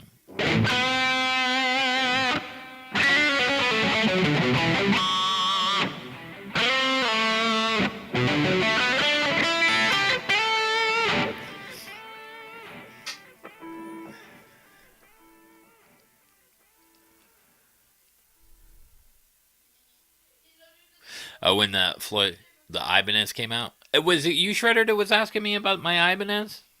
Did you see it? GACD? Oh, Hurricane? Yeah, I know that one. But no one like you is similar.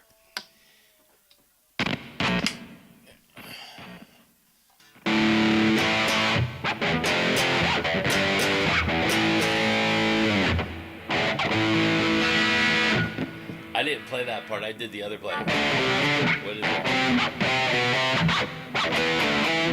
I don't even remember the other part. And I did all the leads.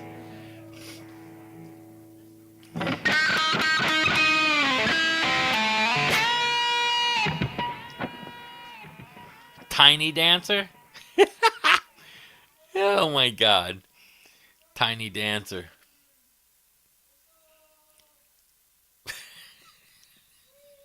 I'm not even gonna go into jokes with that.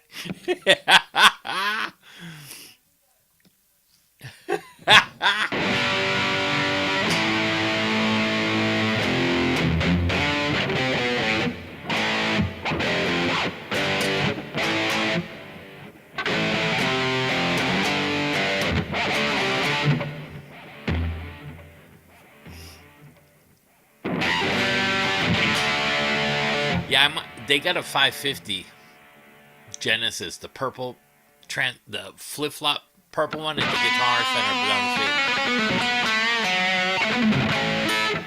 Center. They said I can have it 1,000 out the door with the case. I might buy it. I played it, and I liked it, but I wasn't. I was more intrigued by the color. Like this guitar plays probably better than the 550.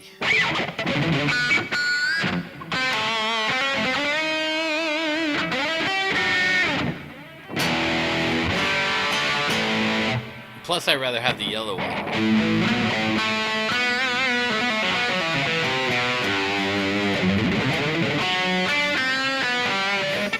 This was the guitar I was doing on the track. So, Allison, I did my keyboard part just for you.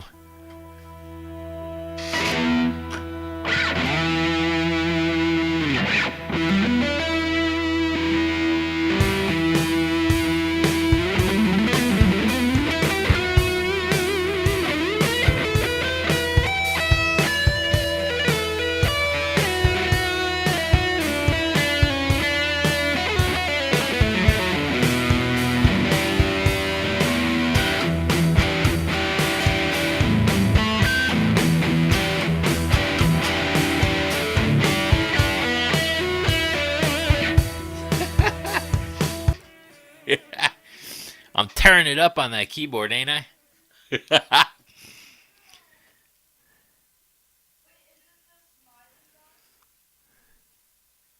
Cat named Bill Worrell. Really? I saw. Who was telling me about that merch bank? Roy Merchbank. He's incredibly fast, but I don't like the way he plays. It's like overdone. Mother. Da, da, da. Yeah. Again, those are other great bands. Danzig. Again. What's the other one?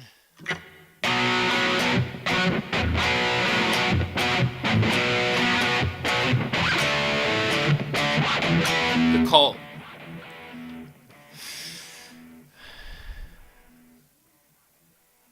Thanks. Yeah, so I was trying to explain earlier. I did it in the videos for most of you guys. It's not just your ending note on a whole solo. It's your ending note moving position to position. So the 1-4-5 in E is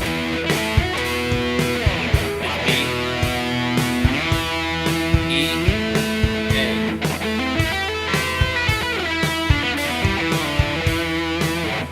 So if you stay in those positions a lot and you end and resolve into the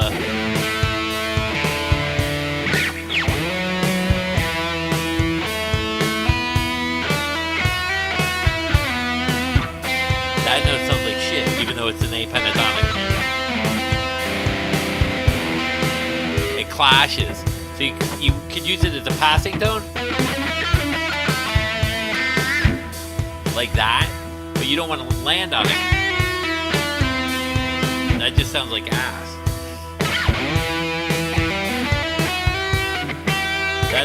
This sound. C. That's that C again. B was right before.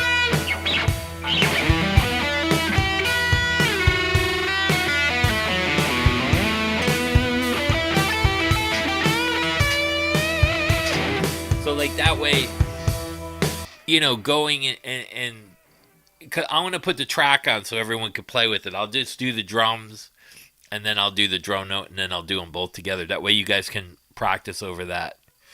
Because a lot of people, where they get lost is on timing of the phrasing and how to end the phrase to get to the next section.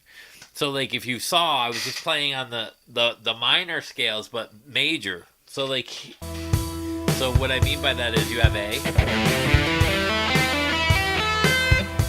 you have B,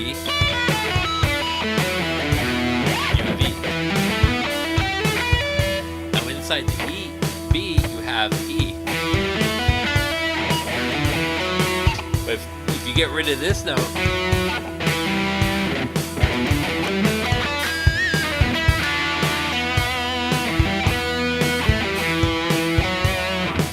you know what I'm saying? So you can figure out which notes to eliminate or not end on. But if you're going to play a riff,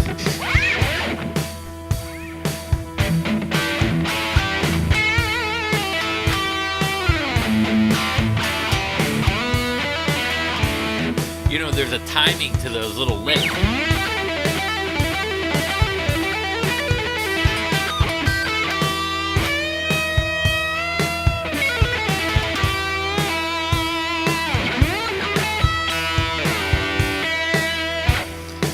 So there's resolved notes in between the phrases for each position and moving it around. Like I was saying, you have E minor here.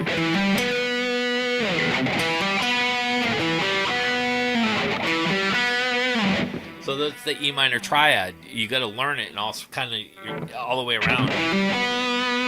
So then here's the pentatonic, which is B. That note's okay, but that's the safer bet. That's why Yngwie plays this.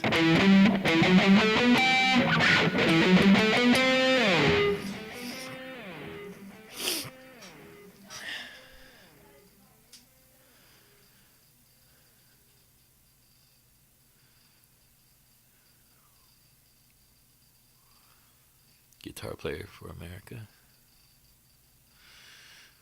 A Prestige. Yeah. I had one of those, what were they called? J something Prestige. It was a purple quilt. I loved it, but the neck didn't feel like this. I don't know. I didn't bond with that either. I liked it for the color, and I was trying to play it. It sounded great, but I didn't love the neck.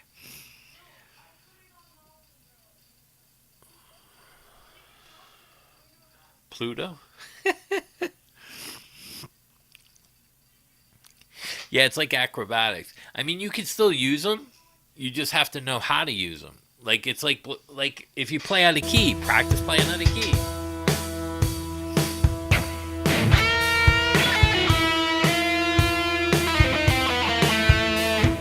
So that you can resolve it.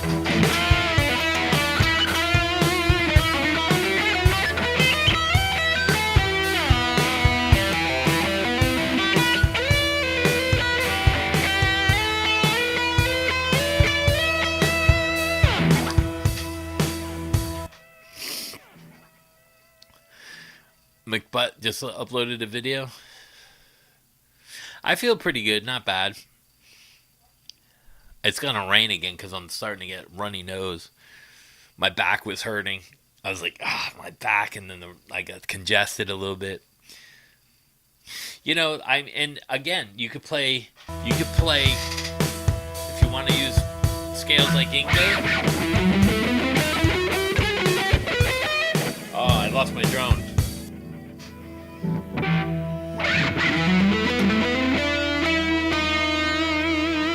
You land on that note. Or you don't.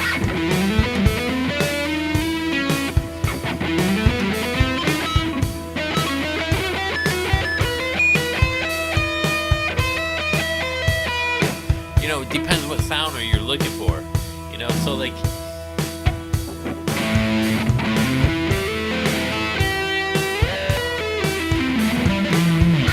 So if I'm going to play arpeggios out of this, I would probably play...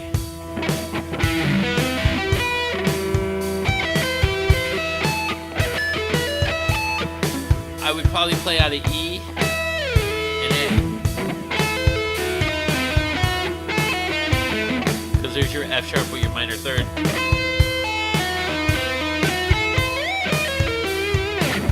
So you can play them here.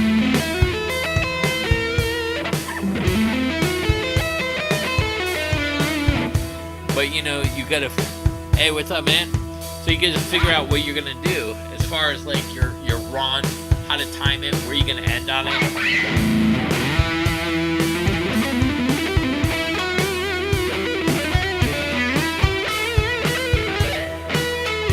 That kind of stuff, or are you gonna just play just random arpeggios which don't sound good to me?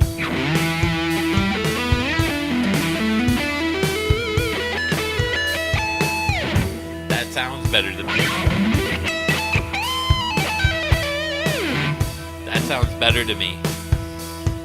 Yeah, you can play E diminished across the neck too. Now here's the thing. Which actually would sound better is off the minor note.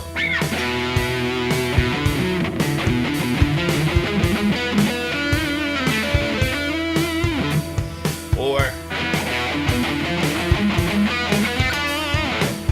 play it off the third, or which is related to the third is a B, the fifth is the F sharp.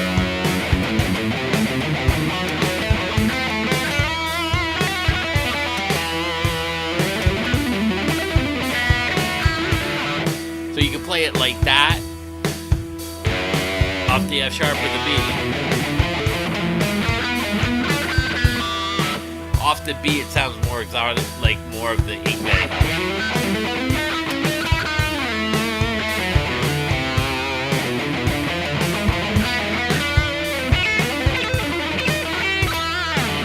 Kind of like that. If you just play the F sharp, you can play it minor. Oh, I lost my drone note. You're fired, Chris. So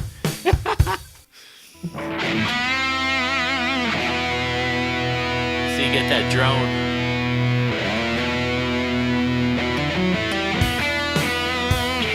So that B is a really good note to start on the third because diminished sounds off anyway. And then that's that flat 5.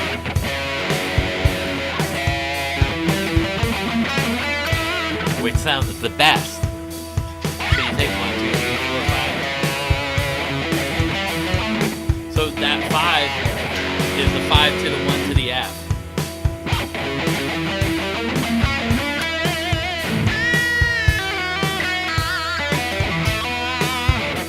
So, see, you can start it off the B or the flat 5. I like the flat 5.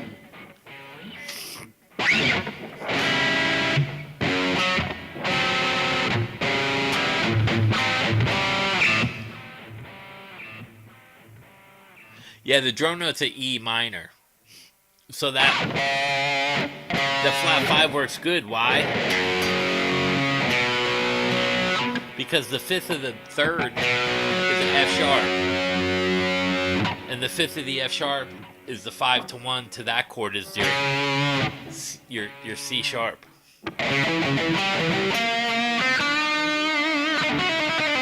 And it lands perfect. So if you go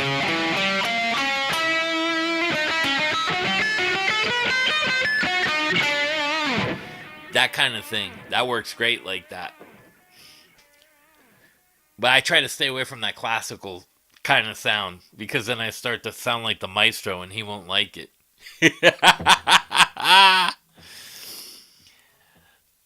Well, it's an E minor drone. I played the full chord because I wanted you to hear the 3rd in there. And the relative major.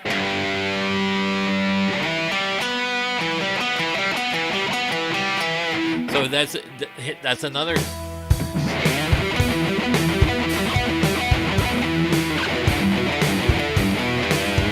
See how that works?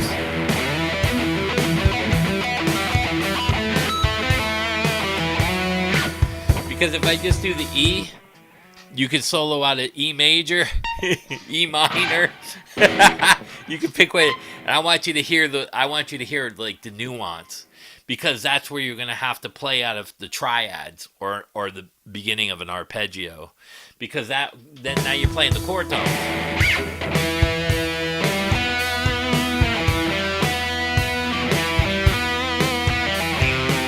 See, that C don't sound good.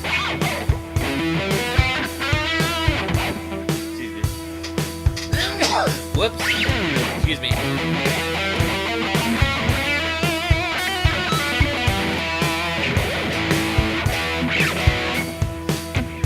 Because you want to look at the triads, the arpeggios, and the chord tones, the 5 to 1s. That's the trick. It's a drone chord. I call it a drone note, but it's actually a drone chord.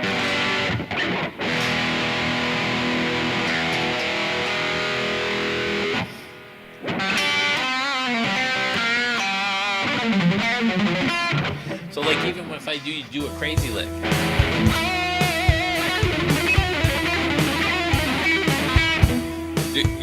That might be too long because you're not getting chromatic fast enough. You just, what I'm saying?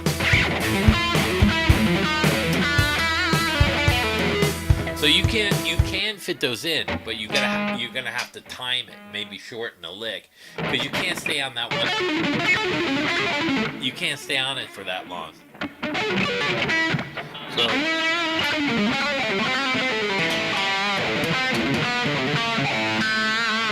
You're going to have to be quicker about it.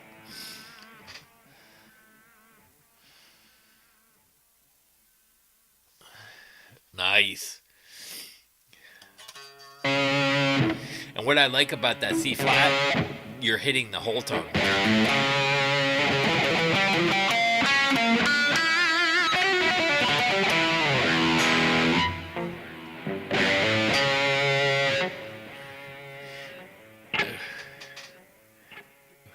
Did I see the weird scale? No, no one mentioned it yet.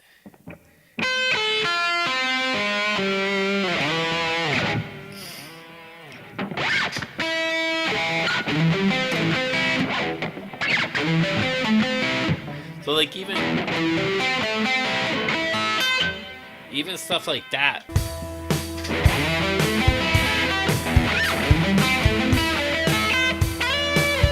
So again, that don't sound good.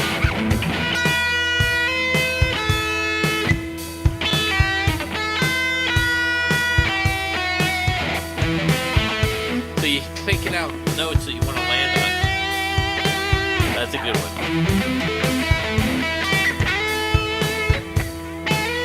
So that sounded okay, but you want to move into that beat.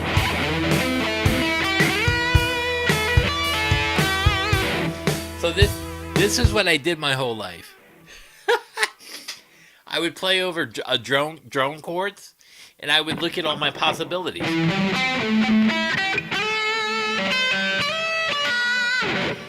And where I should make my phrases connect using chordal tones and triads and arpeggios. Now I know I'm in E. What's the 1-4-5?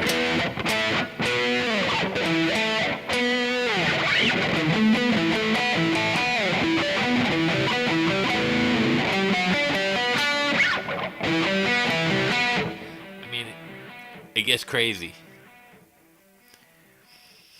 How many chord scales can each note be played on E minor? All of them.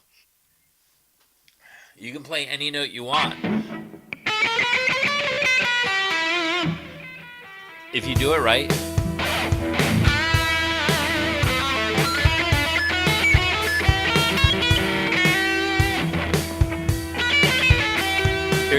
Here's chromatic with a pattern. Let's see. Am I playing that right?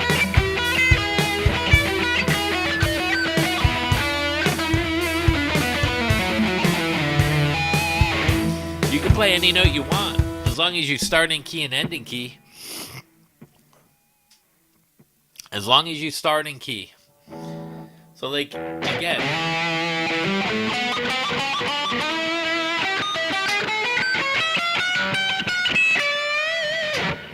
Like even something like that would sound good.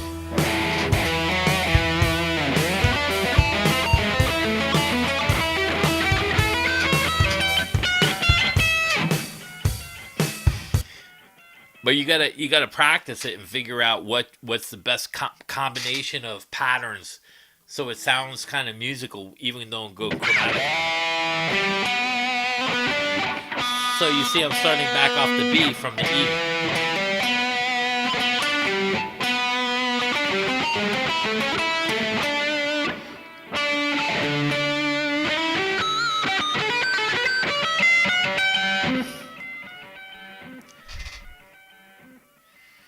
Yeah, you could do Aeolian. I don't think of modes because it's stupid. So here's why I say it's stupid. And Rhett Scholl did a video on this today, and it was the most ignorant video. Modes do not create different sounds.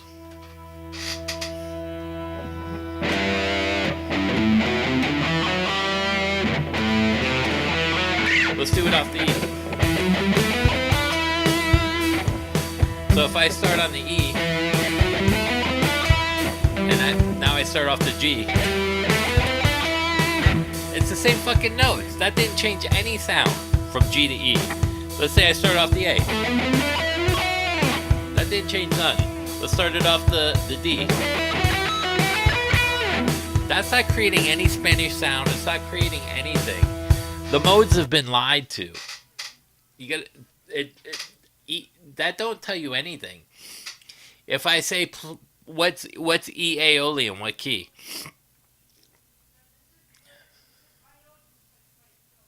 What key would you solo in it over E Aeolian? This I'm going to show you why modes are stupid.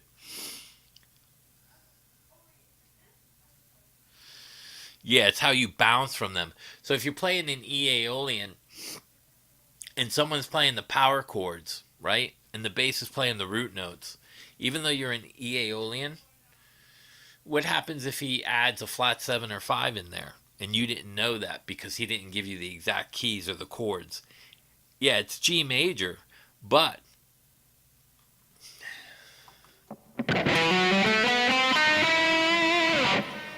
what would you call that?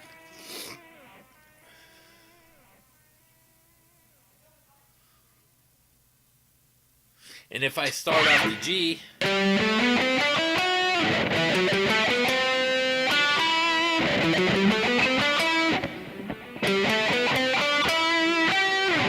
that's not changing any sound. It's not changing a mood. It's not changing the sound. This is why you guys been taught wrong. What changes the song are dominant fifths and sevens by altering the scales, and then it's not Aeolian. And then what happens is you don't know what target tones they are because there's a flat 9 or a 7 in there.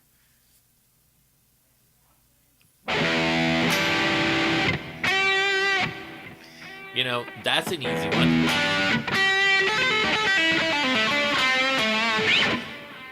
But, you know, if I say play an E, you're gonna play that E over the F sharp?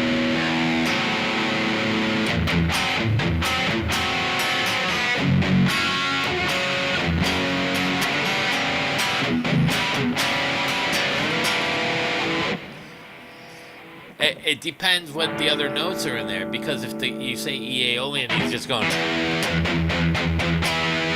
and you're not hearing.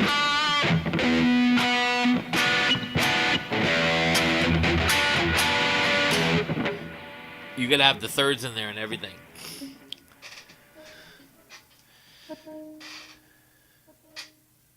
No, it doesn't. You will never hear a professional musician like Gambale say it's a 1-4-5 in E Aeolian. You will never hear that, because he's going to tell you it's in the key of E, follow me for the changes, but it's a 1-4-5 or a 2-5-1. It's because even if you could play a 2-5-6 or a 2-5-1, your resolve is the 5 to 1 at the end of the chording. A 5 to a 1 or a 1 to a 5, a 2-5-1. The 2 chord isn't going to be dictating your key. That's absolutely wrong. Because if I play a 2, 5,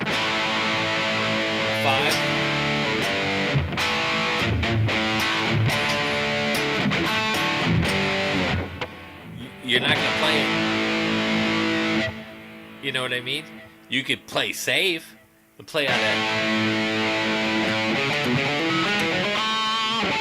Now I'm playing A major. I'm not playing the 2-5-1 in G, because that's still G major. 2, 5, 1 in the key of G. So how did I play A major? Did it work? Fuck yeah, it did. That doesn't dictate your key or the notes you play. Absolutely not. What dictates it, or what the major and minor or the chords are. So if I'm playing G, if I play C, that's C major and G major together, which tells me if I play a 1-4-5, 1, 2, 3, 4, 5, a raised 6 or a flat 7. How is the flat 7 in there? Because of C major. See, it's not modal. Those are scalular by position.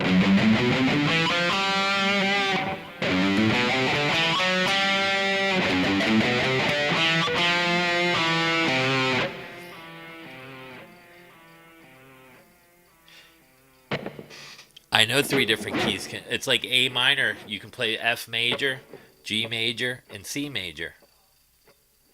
But that's the thing you got to know, and that's not modal. What you just said right there is not modal. So I could play F major,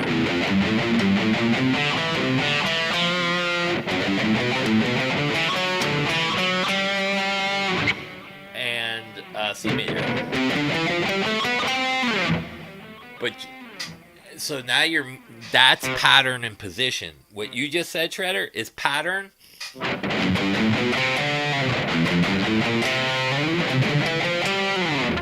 That's the proper way to play, because when you play all of the keys or you play like in G major. If you start altering and you play your C major from here,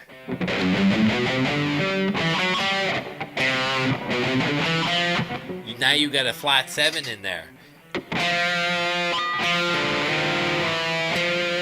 And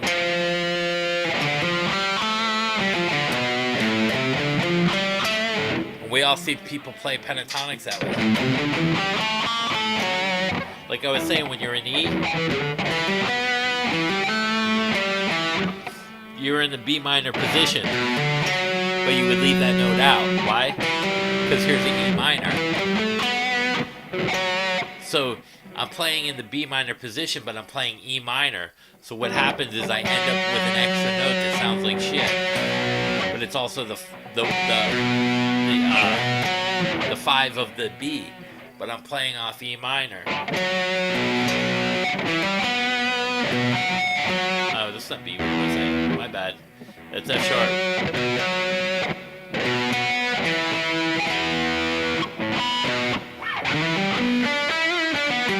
That's why that arpeggio sounds good like that.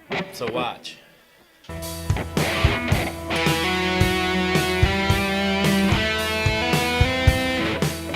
Now let's leave that note out.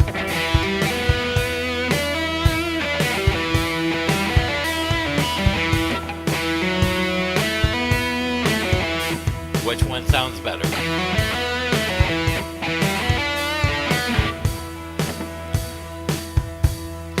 Yeah. So if I'm playing the same scale but a different starting point, it changes nothing to do with the sound. Here's E minor.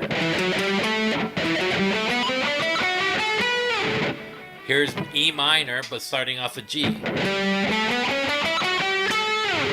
Did that change the sound of the scale? Absolutely not. That's one of the biggest myths. When you start adding chords with 7s and 9s,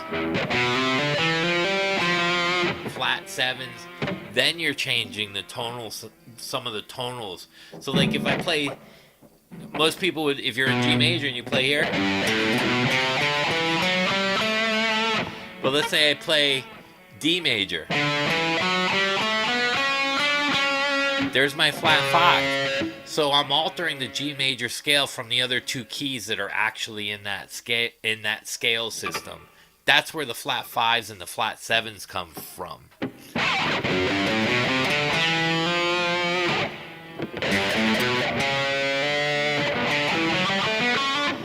And that's the 7 of the D major. That's why I said that flat 5 will sound great over an E minor. Because it's the 5 to the 1 of the diminished chord in G major, and it's also the 7th of the D major. See how that relates? You guys were taught wrong. Modes have absolutely... You know what modes are? Here's modal playing.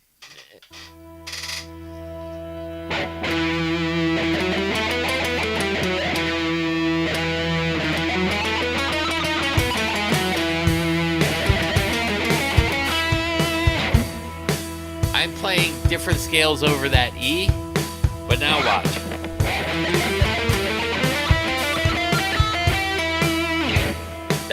That's E major and E minor combined.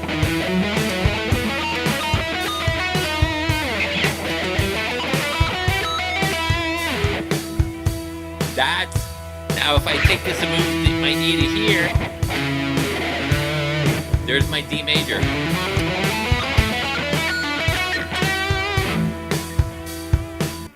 Playing a lot of different keys over one chord is real modal playing. That's what jazz guys do. And when that chord changes, they're playing in all those keys, and they're putting 4 or 5 different keys over a chord that fast. That's real modal playing. So if I play an A, so that was an E. I'm playing E major, E minor. I could play F major. That's modal, and that's what changes the sound and the mood of everything. Not the same scale. The same scale changes nothing. It's just a different starting point. And here's the problem. G. Here's your C. Here's your C against the E or a G. sounds like crap. So those notes don't work, even though they say they can. So if you alter your scale,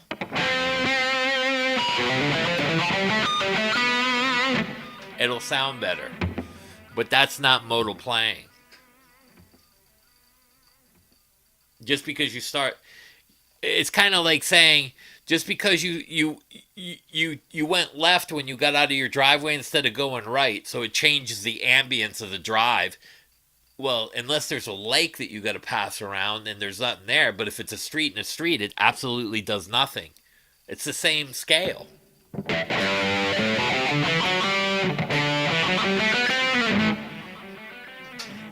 You have to know how to play out of a bunch of different keys that are related, and that's what Shredder was getting to.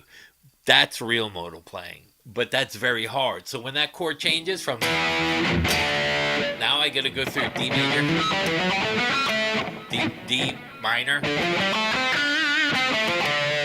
I got to go through D sharp major. So when you hear, so like if I'm going like this.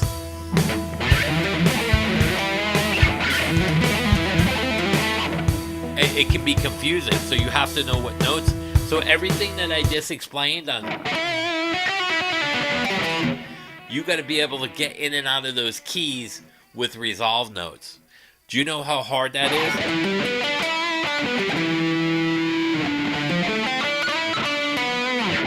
So that's F major and E major combined.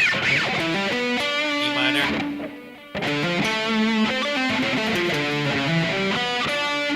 So you can do it with one pattern, but you're going to sound... It's kind of like watching a guy take an arpeggio and go... And he drops it down one.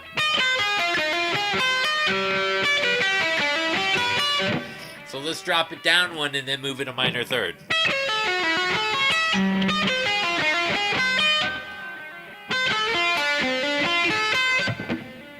And that's what a lot of people do to cheat the system.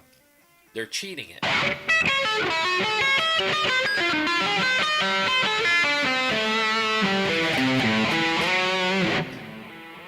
You can do that, but it's a cheat. It's kind of like guys that say they're playing inside outside, that's jazz. That's not fucking jazz.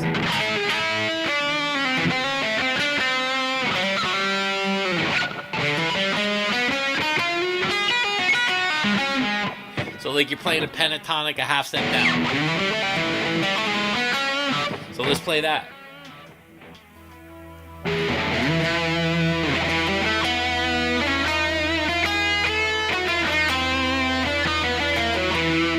That's not jazz. That's fake jazz. Yeah, voice leading is very important because you to play real modally and play like 4 or 5 keys around one chord, because you know that chord's not just gonna sit there. It's gonna go.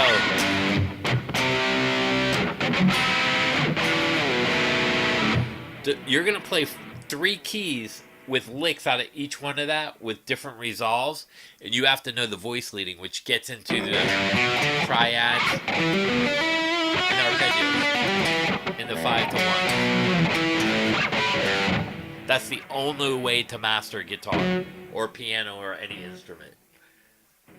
And you're never going to hear this from anybody because most of the people don't have a good understanding of musical knowledge. It's like I was taking the C's. You look at that and you create a lick out of it. So let's play that. And why am I playing like that? E, G, the relative major, D, which is the 5 to the 1 to the G, and what? G.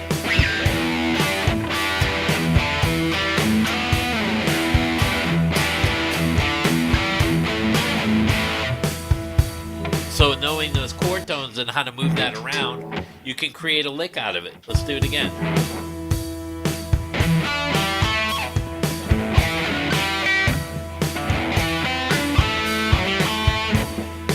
You take that and then you move that lick around. That would be jazz.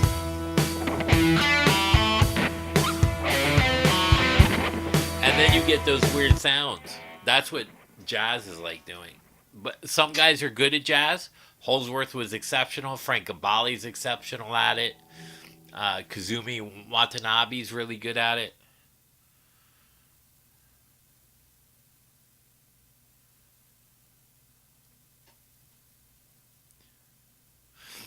Yeah, if you play it like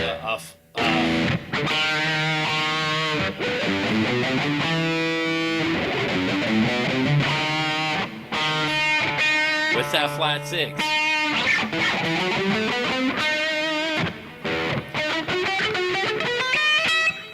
That's where that scale comes from that Ingve uses.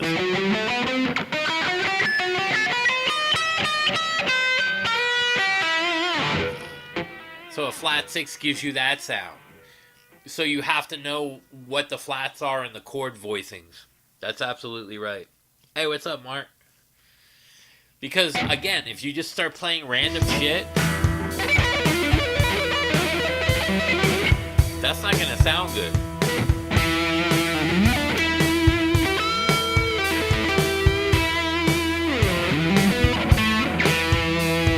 So, like, that B is going to sound good. The third. The flat five is going to sound good.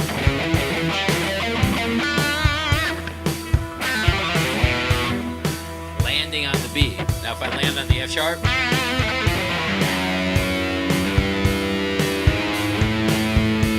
don't sound good until I get to the A, does it?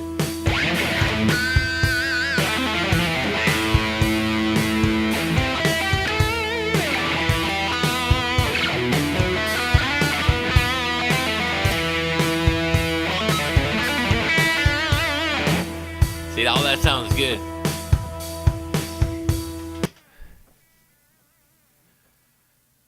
Yeah, it's very interesting. It's actually, it's very similar to Joe Pass.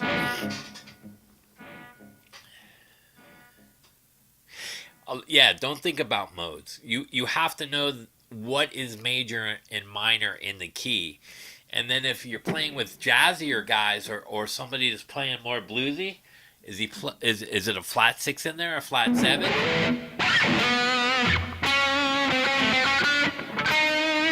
So you add this note. But if I play the scale this way,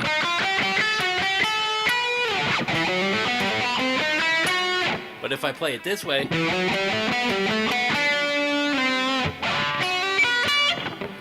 or it gives different sounds because I'm using different notes, and that's not how the scale was actually. So if you got G major, C major, and D major,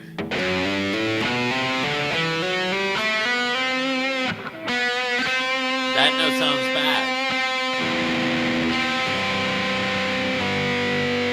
That sounds good. And why does this note sound good? It's in the E minor triad. Again, you have to know the triad. Does that note sound good? No. That does.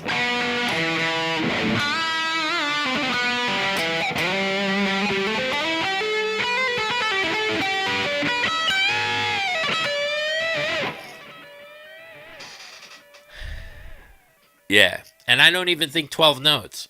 I can use any note on the fretboard. I just have to play. I have to know how to start and how to end and have intent in between. So if I go, watch.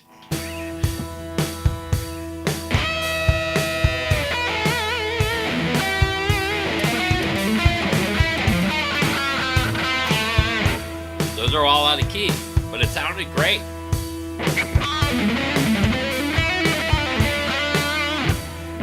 So I don't want that ain't gonna sound good. Now you know why I slide up when I do that. I'm sliding into the next position to get my resolve.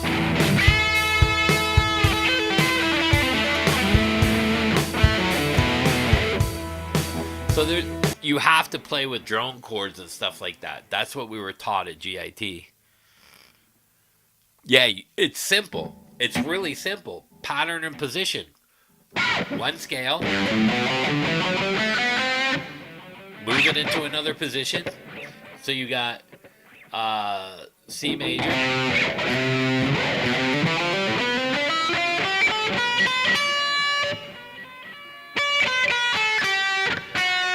So that note gets left off. Why? But if you play the note, what is that? You're F sharp. So why not leave that out? Unless you're going to do something off the 5, flat 5. So that's how I would resolve a diminished rock.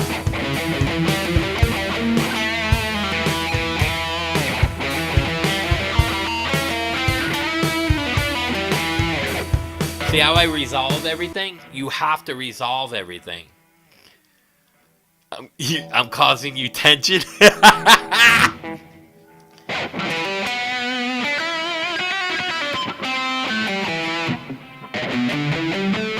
So now you look at the E minor I played, right? And I left that note out.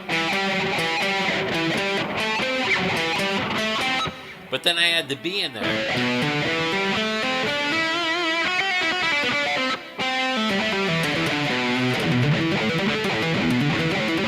That's how Nuno comes up with those licks.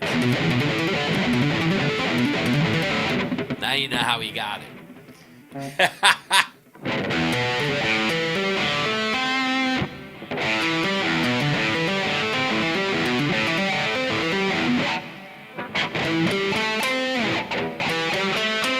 And then you add the B minor. So you're combining the scales together, minor scales together in the same position, and you're creating different kind of licks.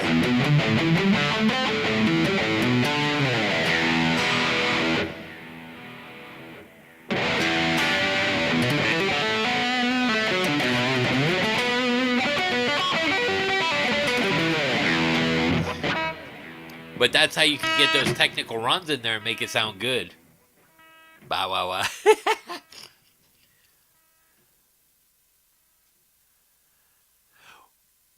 Yeah. And that's the thing. If you learn how to play poorly, like bad notes, again. Let's do that now.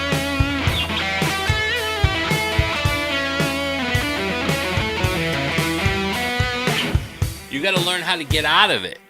You got to know where to go. When you hit the wrong note, you can't freeze and panic. Well, shit, what did I hit? Well, what's the closest resolve from 5 to 1? If you don't know that, you're not going to get out of it gracefully, unless you do something like this.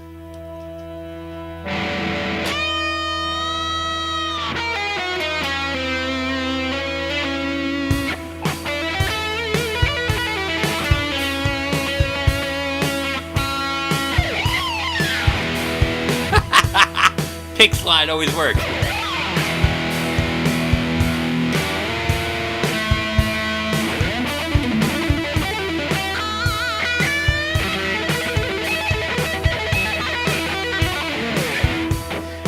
And it's the same even with the harder licks.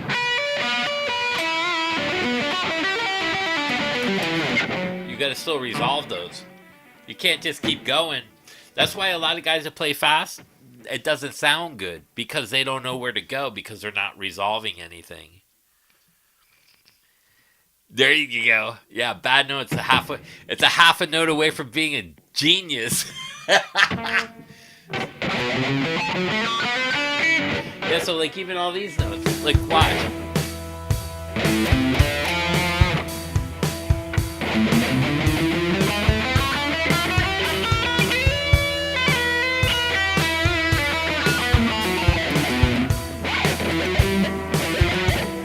Even different orders.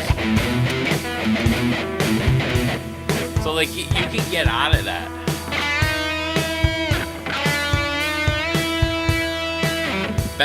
You bend it wrong.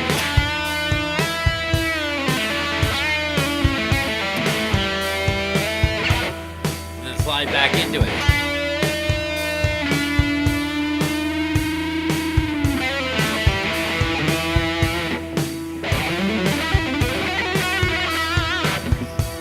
thing when you're playing fast, like the strings give it.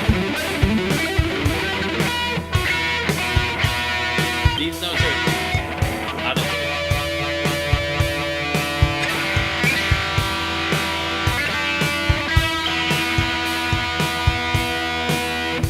So if you're playing.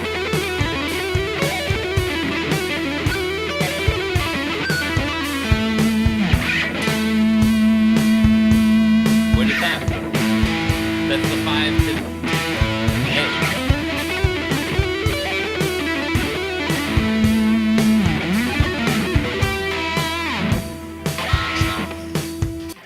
I hope this helps a lot of people too, by the way.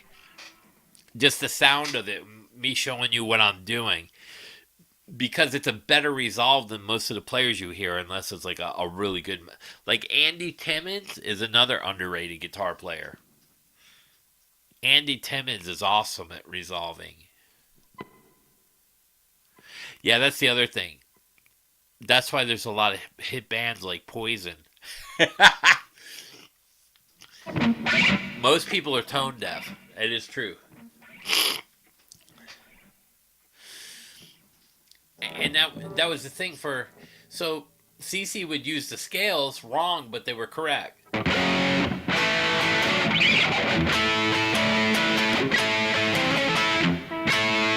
he's playing A.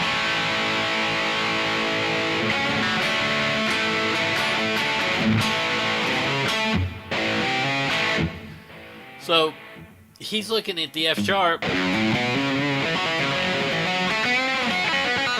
And he would pick weird notes to land on. Like that.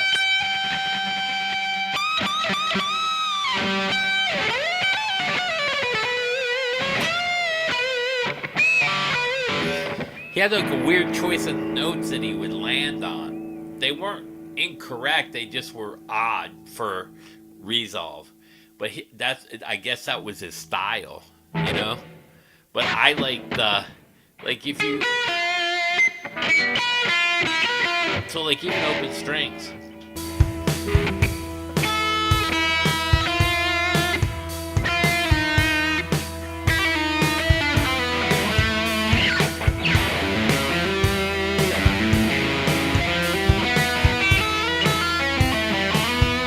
So if you use whole tone, you're going to sound more like a Holdsworthy guy. It's almost like playing diminished. But if you do like shorter scales, like more like arpeggios, you can use those notes to get away with it.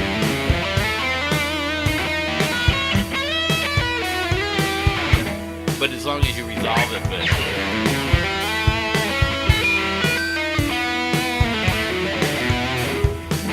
but I mean, it depends what your intent is too. You know, that's why like you see like some of the licks that I'm doing.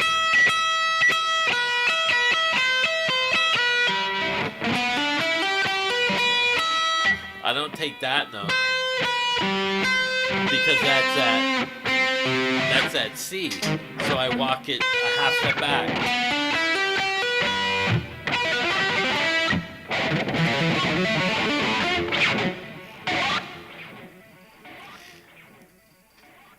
And what time is it? 11:30.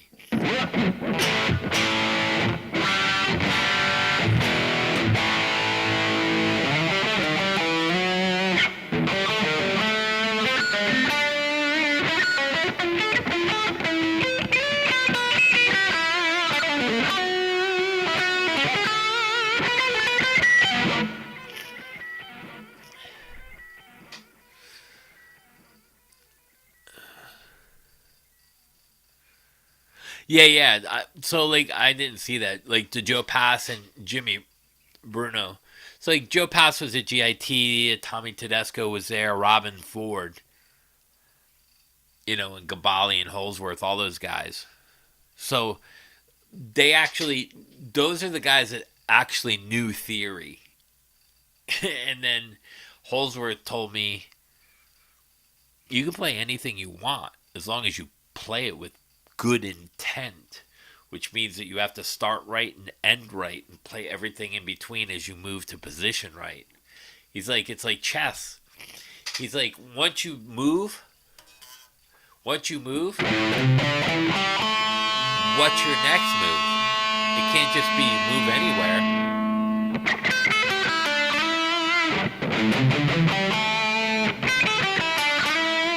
So think about that. You got 6. If I play up 3 and then back 3, you could do something like that. Or land on the same note and slide it up.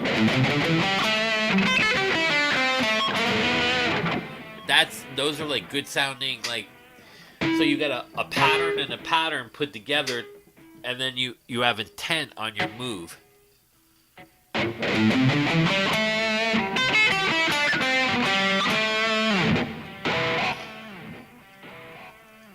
So like with that, I started, like, even when I string skip, I always land on the 3rd string because that dictates my minor or major.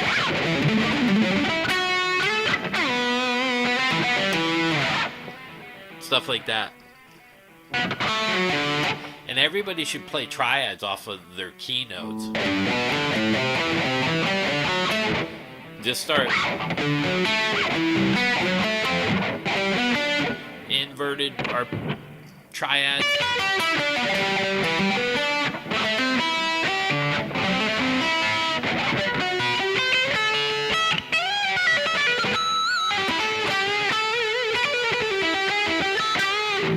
So you get a master class for free. You don't have to pay $4,500 to go to an Andy Wood ripoff camp.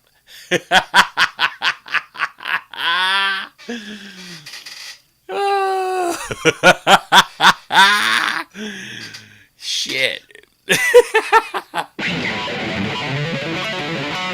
I even tell you where those flat 7s and 6s and everything, where they're coming out of, what scale. Does he know that? And he's going to charge you $4,500 for 3 days.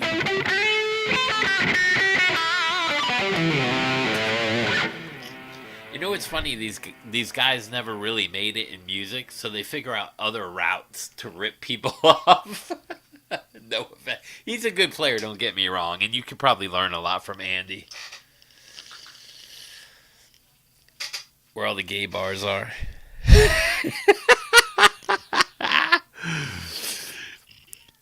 Oh, man. I gotta pay my internet bill. Let me show you a little scale here. Take this guitar. You want to sound like Eric Johnson. You're just gonna play those.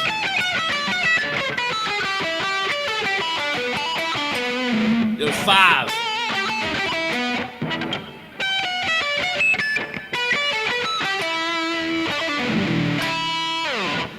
Then you move it around. For $4,000, I can teach you. And if you put the Beato code in there, it says,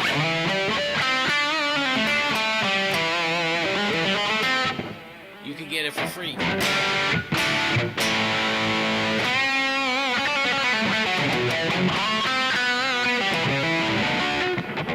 Oh, man. Let's see.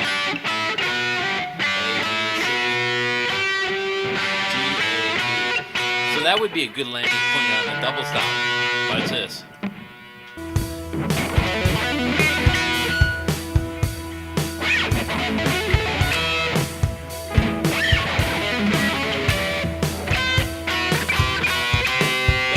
That's not good there. Again, so you start looking at these double stops.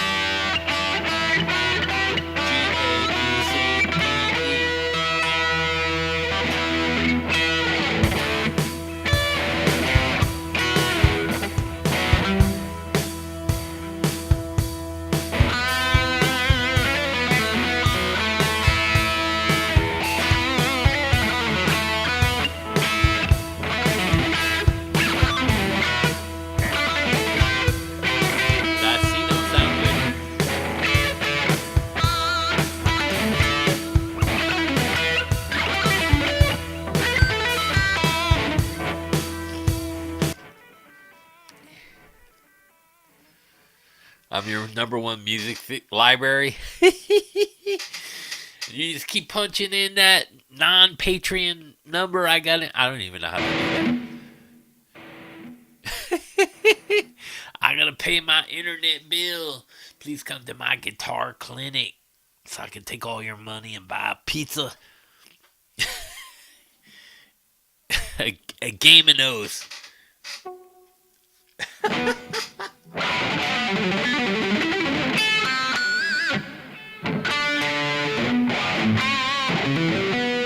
See, like even that note, C note don't sound good, but you can start off the E. They're the same notes, so how does the changing that?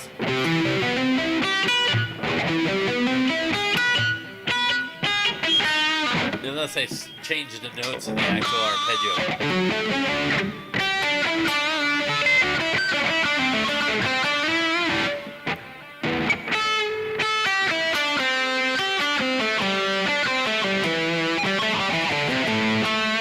So do you guys know the Eric Johnson lick?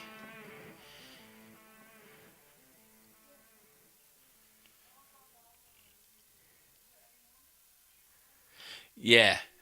I know Richie the owner. The cheetah. Richie and me have the same lawyers. David Bogenschutz. By the way, one of the girls that used to dance there when I was a kid, she still works there and she's a bartender. That's how fucking long it and she's still hot. The and the booby trap's down the street. I don't know if you know the booby trap. That's my other buddy. It's just like this. So if you play this bar chord, but you leave that second string out, you go.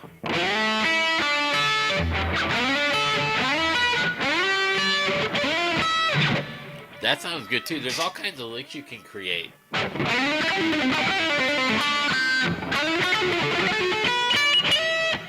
Like even reversing it.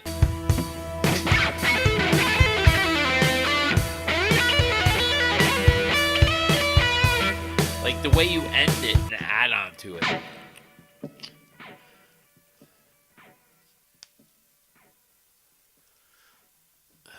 Fill in the booby trap. So like here, there's your B, right? So you start off with the B, you play your E.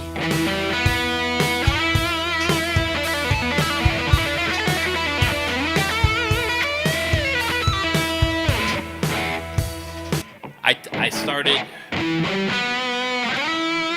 I went to the B, E, back to the E.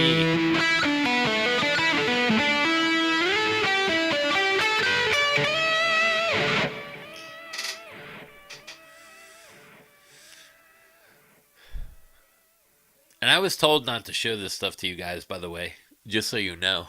They're like, don't show that stuff, man. I got flack for that.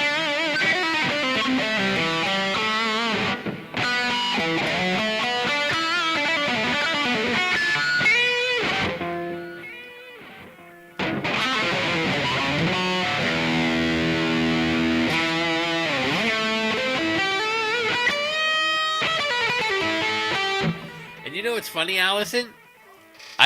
Piano's my first instrument. So it made a lot of sense. Let me blow my nose real quick and put this guitar up before I drop it. So I played piano first. So the funny thing about piano was you couldn't bend notes on a piano. You know what I mean? So you were limited on a piano to you could use like the flat sixes and stuff or chromatic runs on a piano. So that's where I started to learn how to get out of things is on a piano. Piano's a little bit easier to play, but like I said, if you're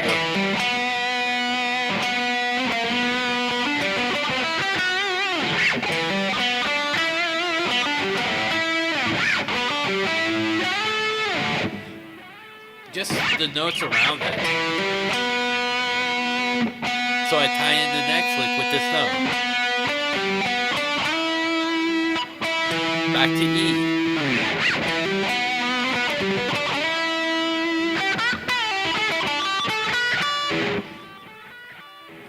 It's a good way to start tying in notes, and I'm glad you guys can see this, and I'm glad I did this. I'll put all this on a separate track so you guys can play around with it.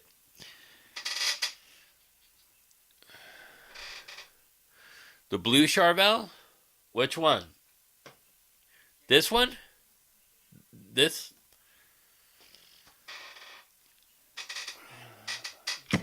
They sound like all my other guitars. Cheap Chinese products. Because Fender sucks, even though I love Charvel. No, I'm just kidding. Fender is Charvel. By the way, they're building a custom Charvel USA custom shop again.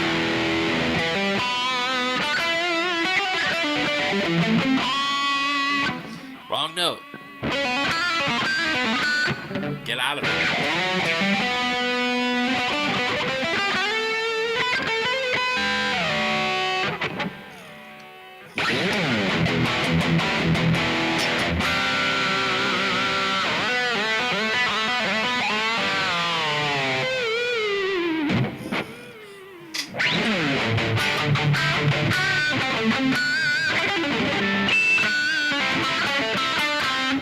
Because there's another blue Charvel right next to it. That's why I was like, which one do you want?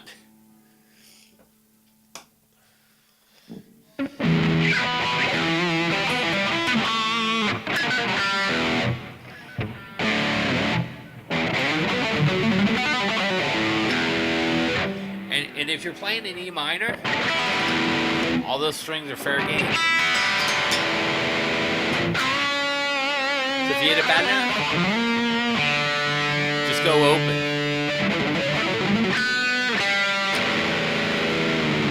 And then dive bomb it.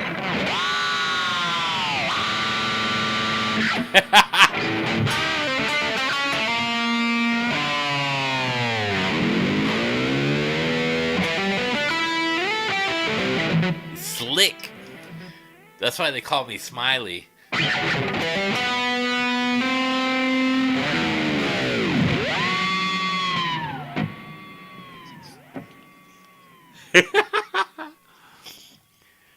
No Hello Kitty.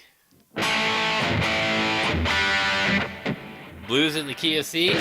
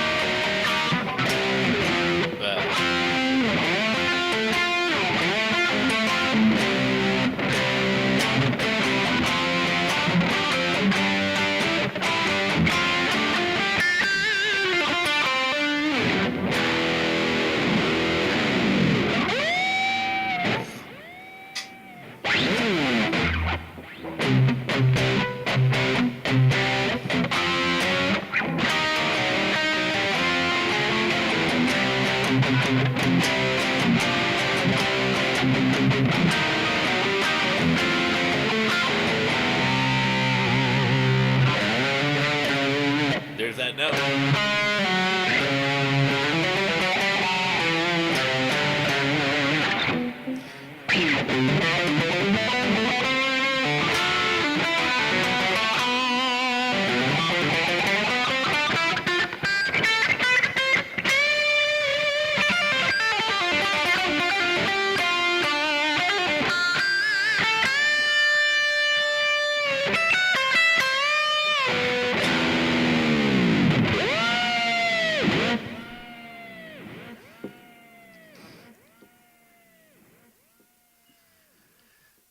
I didn't see what did someone say?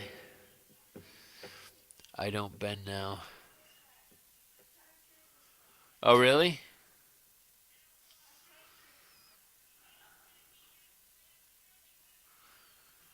Oh, you just had dinner back? remember when EVH said in interviews that he doesn't even know a G major? Oh, he knew what the fuck he was doing. For sure he did, man. He was playing on piano, and his dad was a jazz guy. I guarantee Eddie knew a lot of theory. That's where he got a lot of those like patterns. He was pretty smart. Don't let Eddie fool you. That's like George Lynch saying, I never paid for a lesson. Technically, I never did either. My parents did.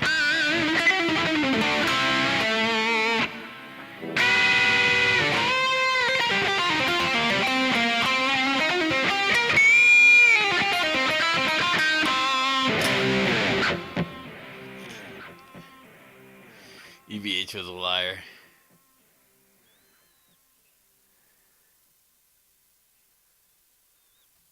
Is it to bend notes?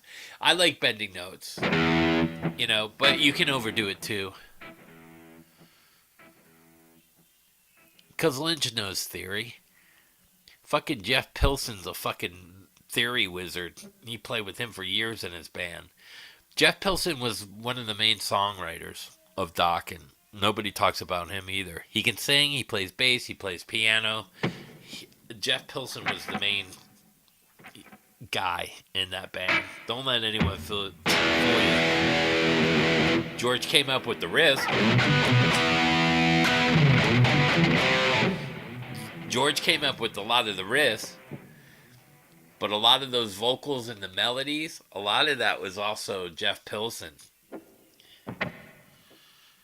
That's why he got that gig in Foreigner, and he got the gig in Michael Schenker Group. He ain't no slouch.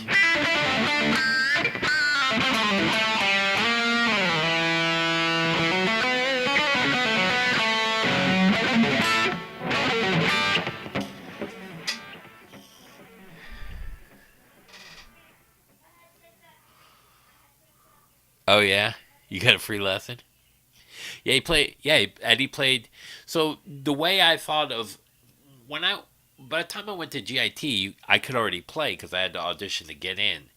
And what a lot of people don't understand is a lot of shred guitar players ended up going there, but there were no shred guitar instructors playing like us. There was Paul came in like a couple years after me, and there were other shredders there, but there were no shred teachers. Like Tony McAlpine wasn't teaching there in 82, 83. I mean, that was just starting to come out.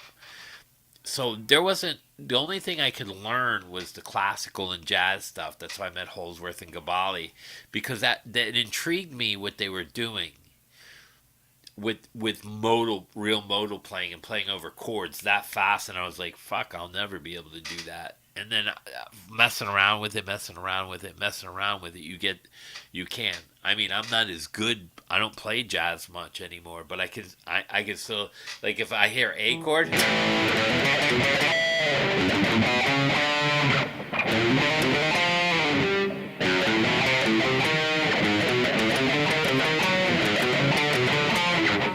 And then you start to realize when you're playing all these scales over one chord, anything with an A, you're like, shit, the whole fretboard's fair game.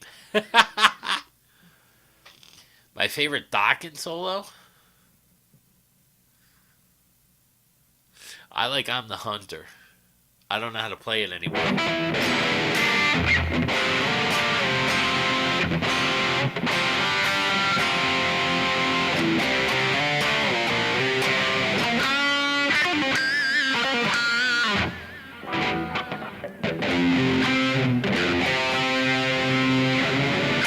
How do you do that chord? Something like that. There's a weird chord.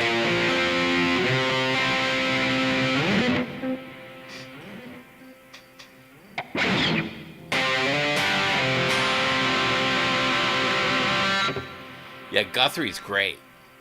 See, now there's guys like Alex Hutchings, Guthrie Govan, Rick Graham, Marshall Harrison's a beast on guitar. Those are the guys that are more on jazz side, and they can play like that.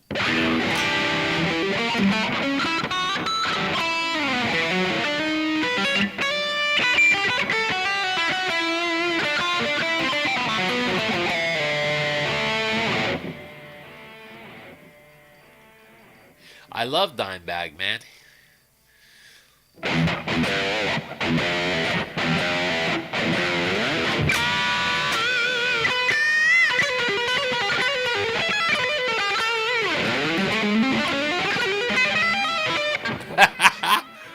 That's my solo compressed.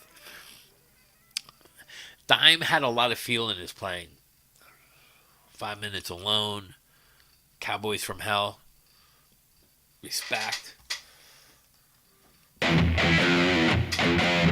Dime was the Eddie Van Halen of funk aggressive metal. I don't know what you call it. Yeah, so like when I at GIT, I already knew what Force were. Because I listened to John McLaughlin, Al Di Meola, Land in the Midnight Sun.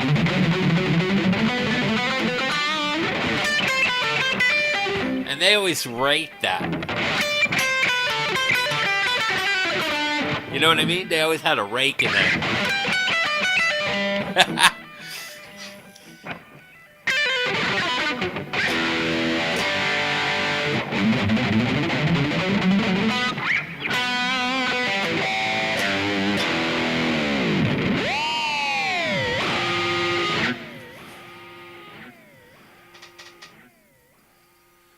He seemed to just make shit up.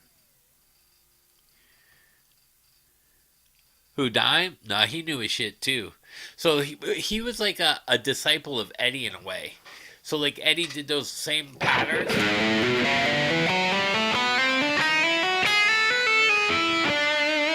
He knew how to resolve that. So that same idea of a pattern, Dime took it to the pentatonic. His bass is different. He goes, well, I go a half step under, half step under, half step under, and a half step higher, half step under, half step higher. So it kind of fit that you could play inside and outside.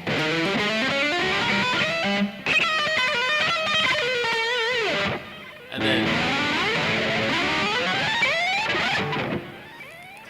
Pat Metheny was a beast too. I like Vernon Reid too.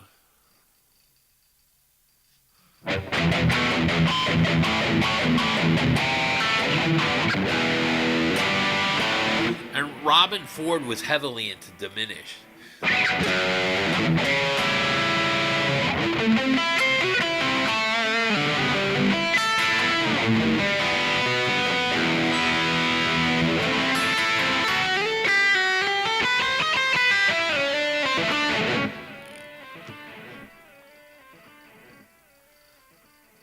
Yeah, Alex is a beast. Alex studied classical and jazz guitar as well. He don't even play half the shit he knows.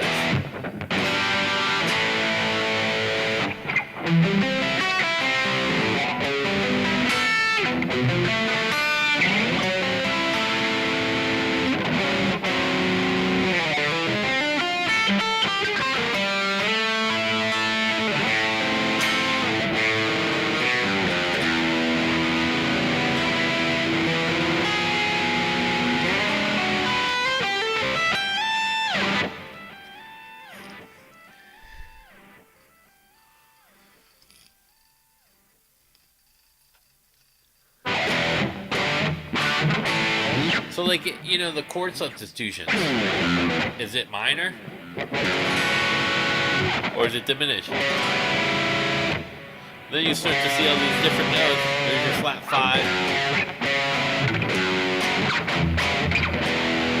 5. So you start going.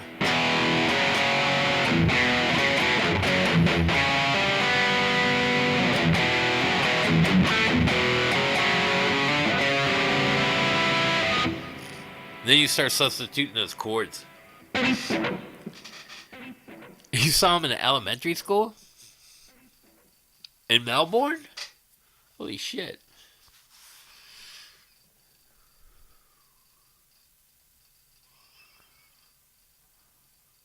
Yeah, yeah, hot for a teacher.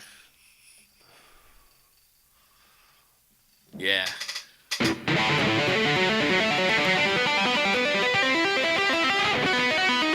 don't remember that.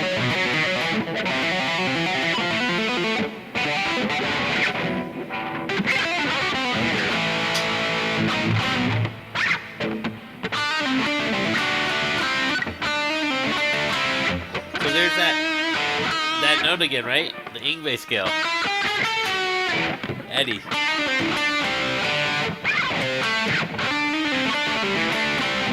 He used it differently.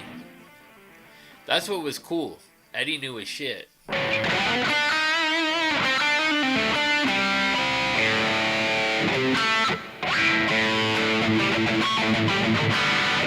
now I forgot it.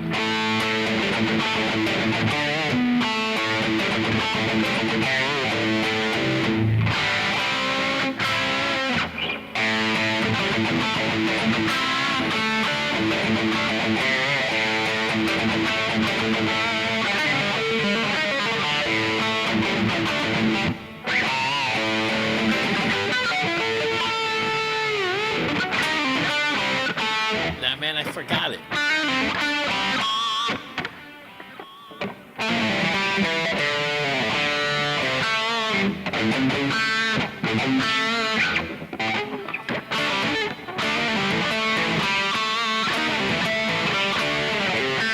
Something like that.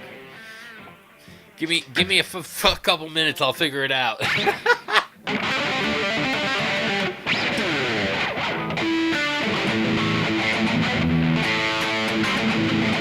And I listened to that track. Eddie plays that straighter than you think.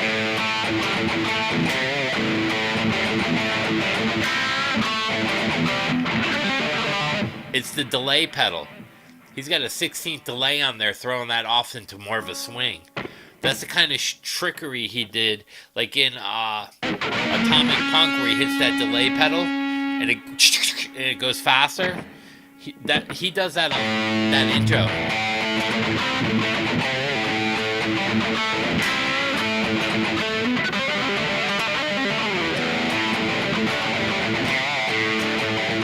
And I know that ain't right.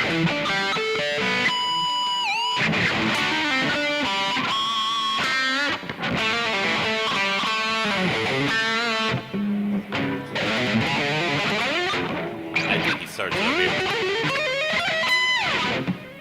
I don't remember. That's a tough song.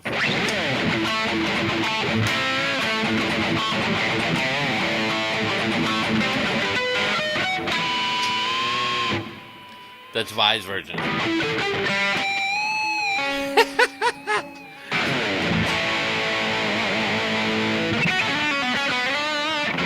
Let's see Ingve's version.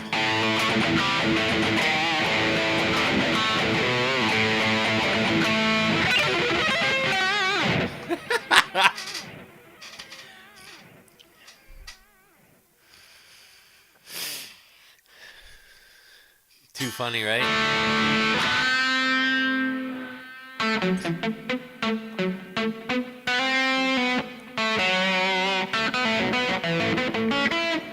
You're slowing down on me, mechanic.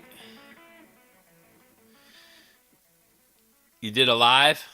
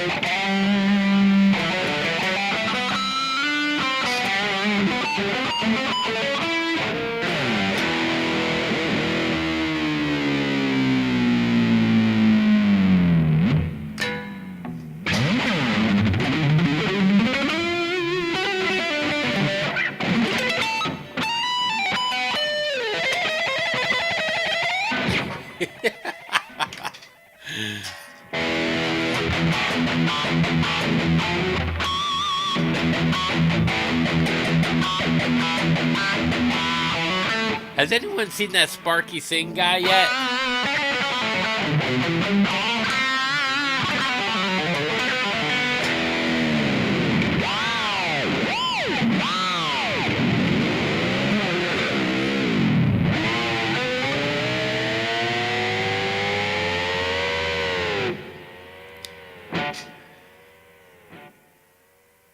All right, man.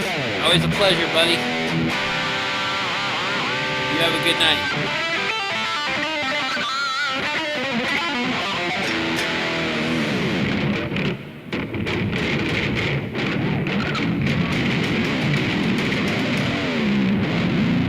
The new Main Street.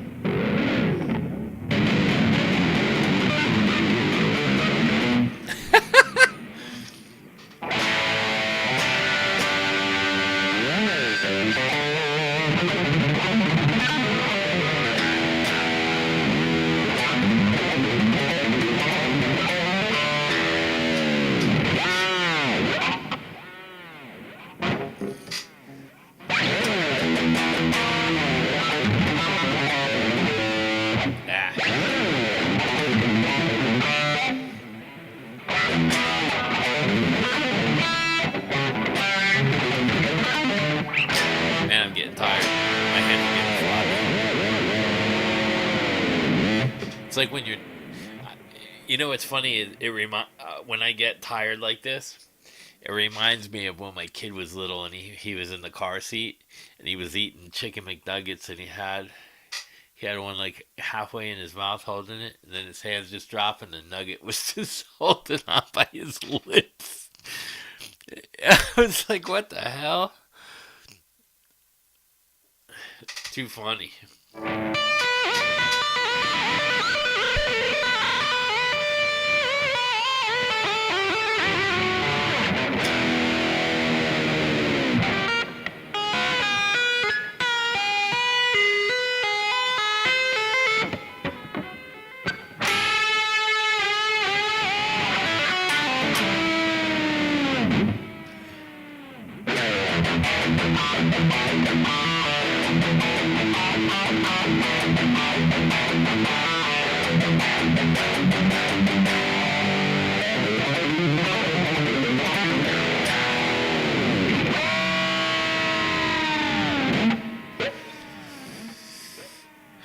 Flavor saver.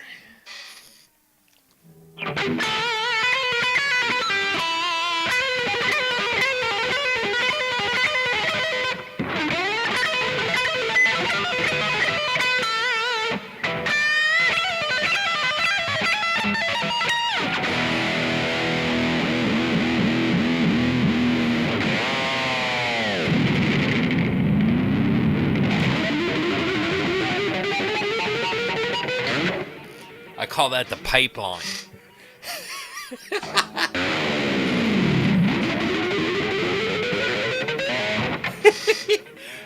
You know when your water goes down and you get like that higher pitch as you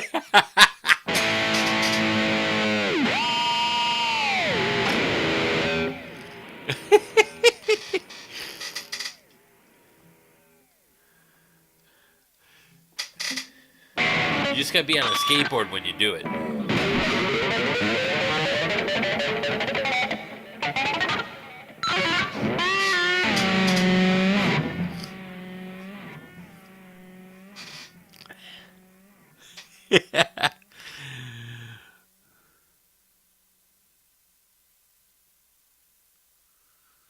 Do you like that 11 rack? They got one by me for sale for like $150. I thought about laying pipe.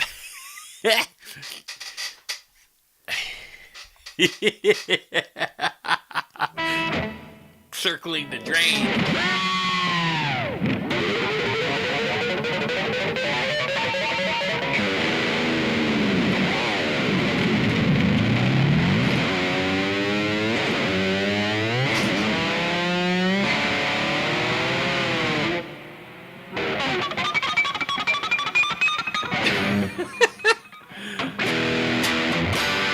That's all that's too, right?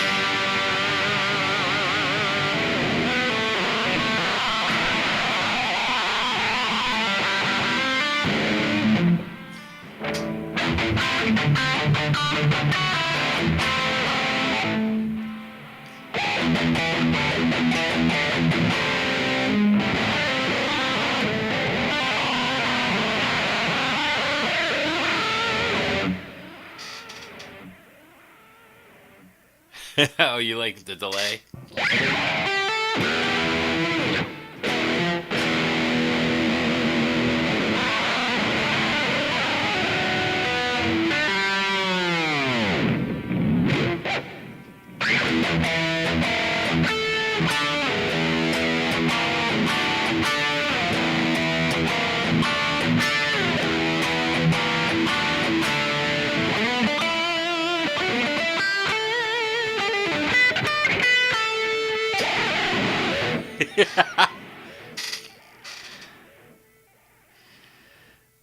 I learned all that from Uncle T-Bags.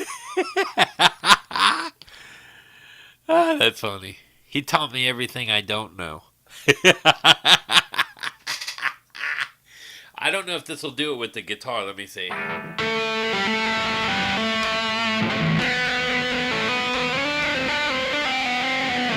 Not as good.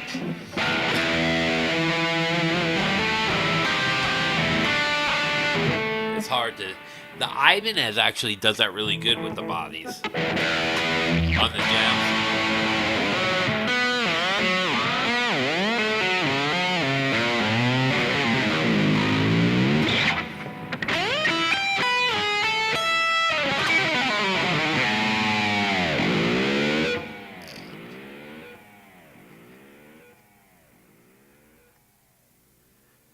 You have to. That's funny, man.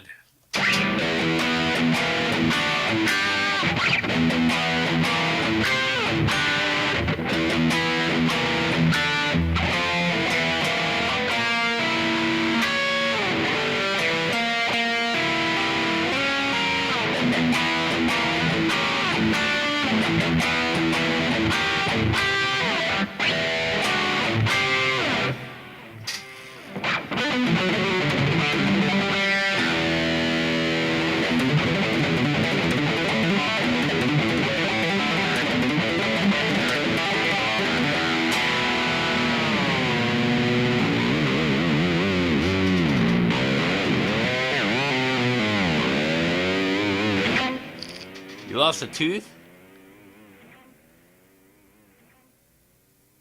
As you got the implant in? What? Huh?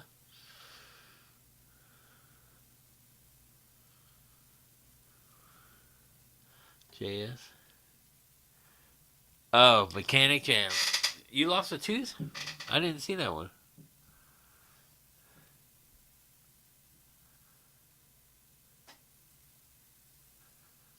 Tasty Licks. Can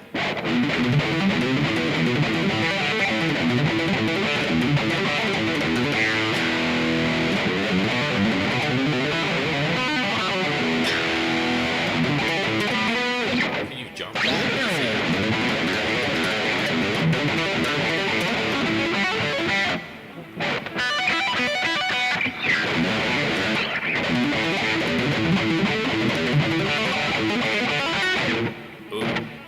Maybe. Yeah,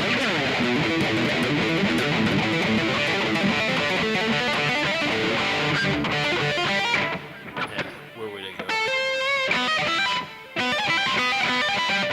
We'll have to work on a jump lick.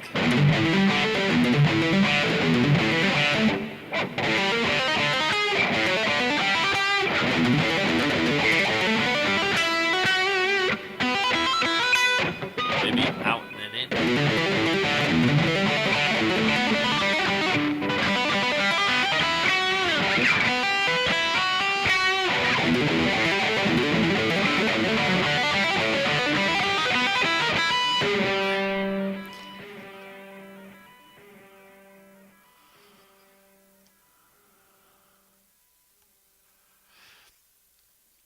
Oh, changing the pickups in it?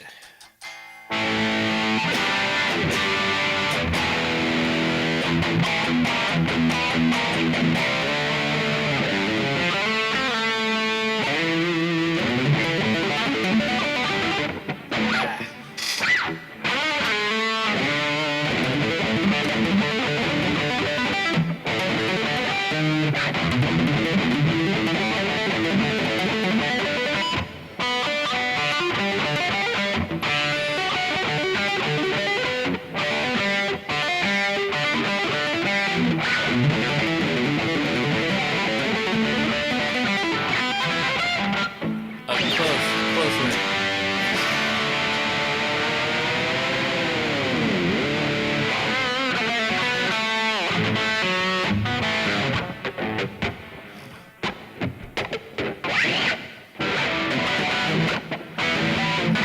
Let's do some August Rush. I tried that before. I can't do it.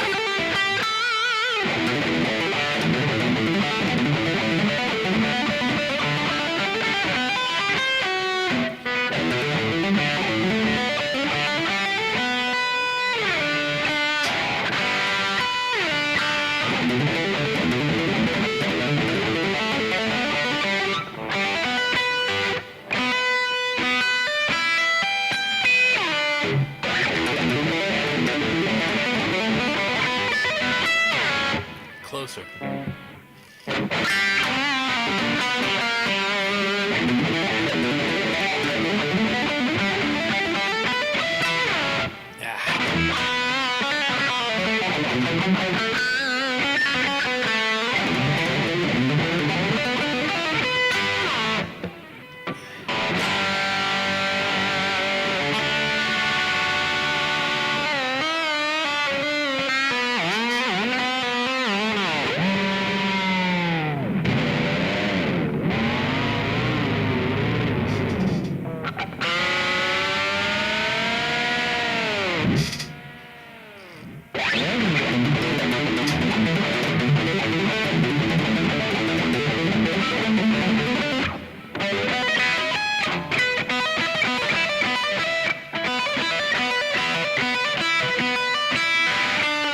Maybe with the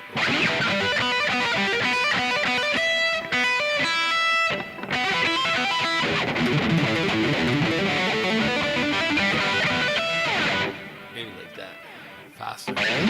Faster.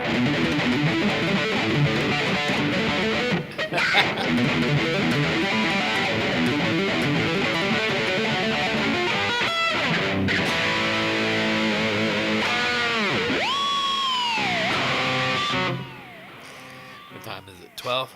Alright, everybody, I'm going to take off. My back's starting to hurt. I got more people coming back on.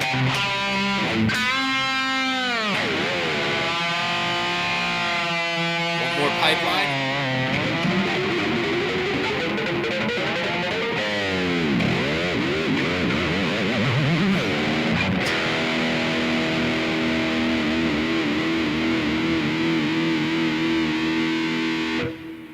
Yeah, some of those, you're talking about those additions?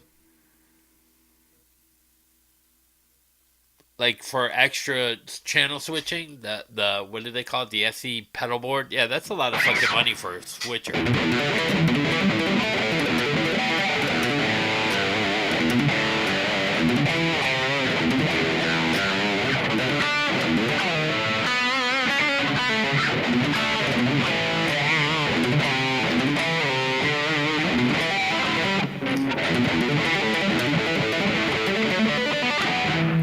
I'll get something going with that. All right, man. Everybody have a great weekend. I don't know, maybe Sunday night.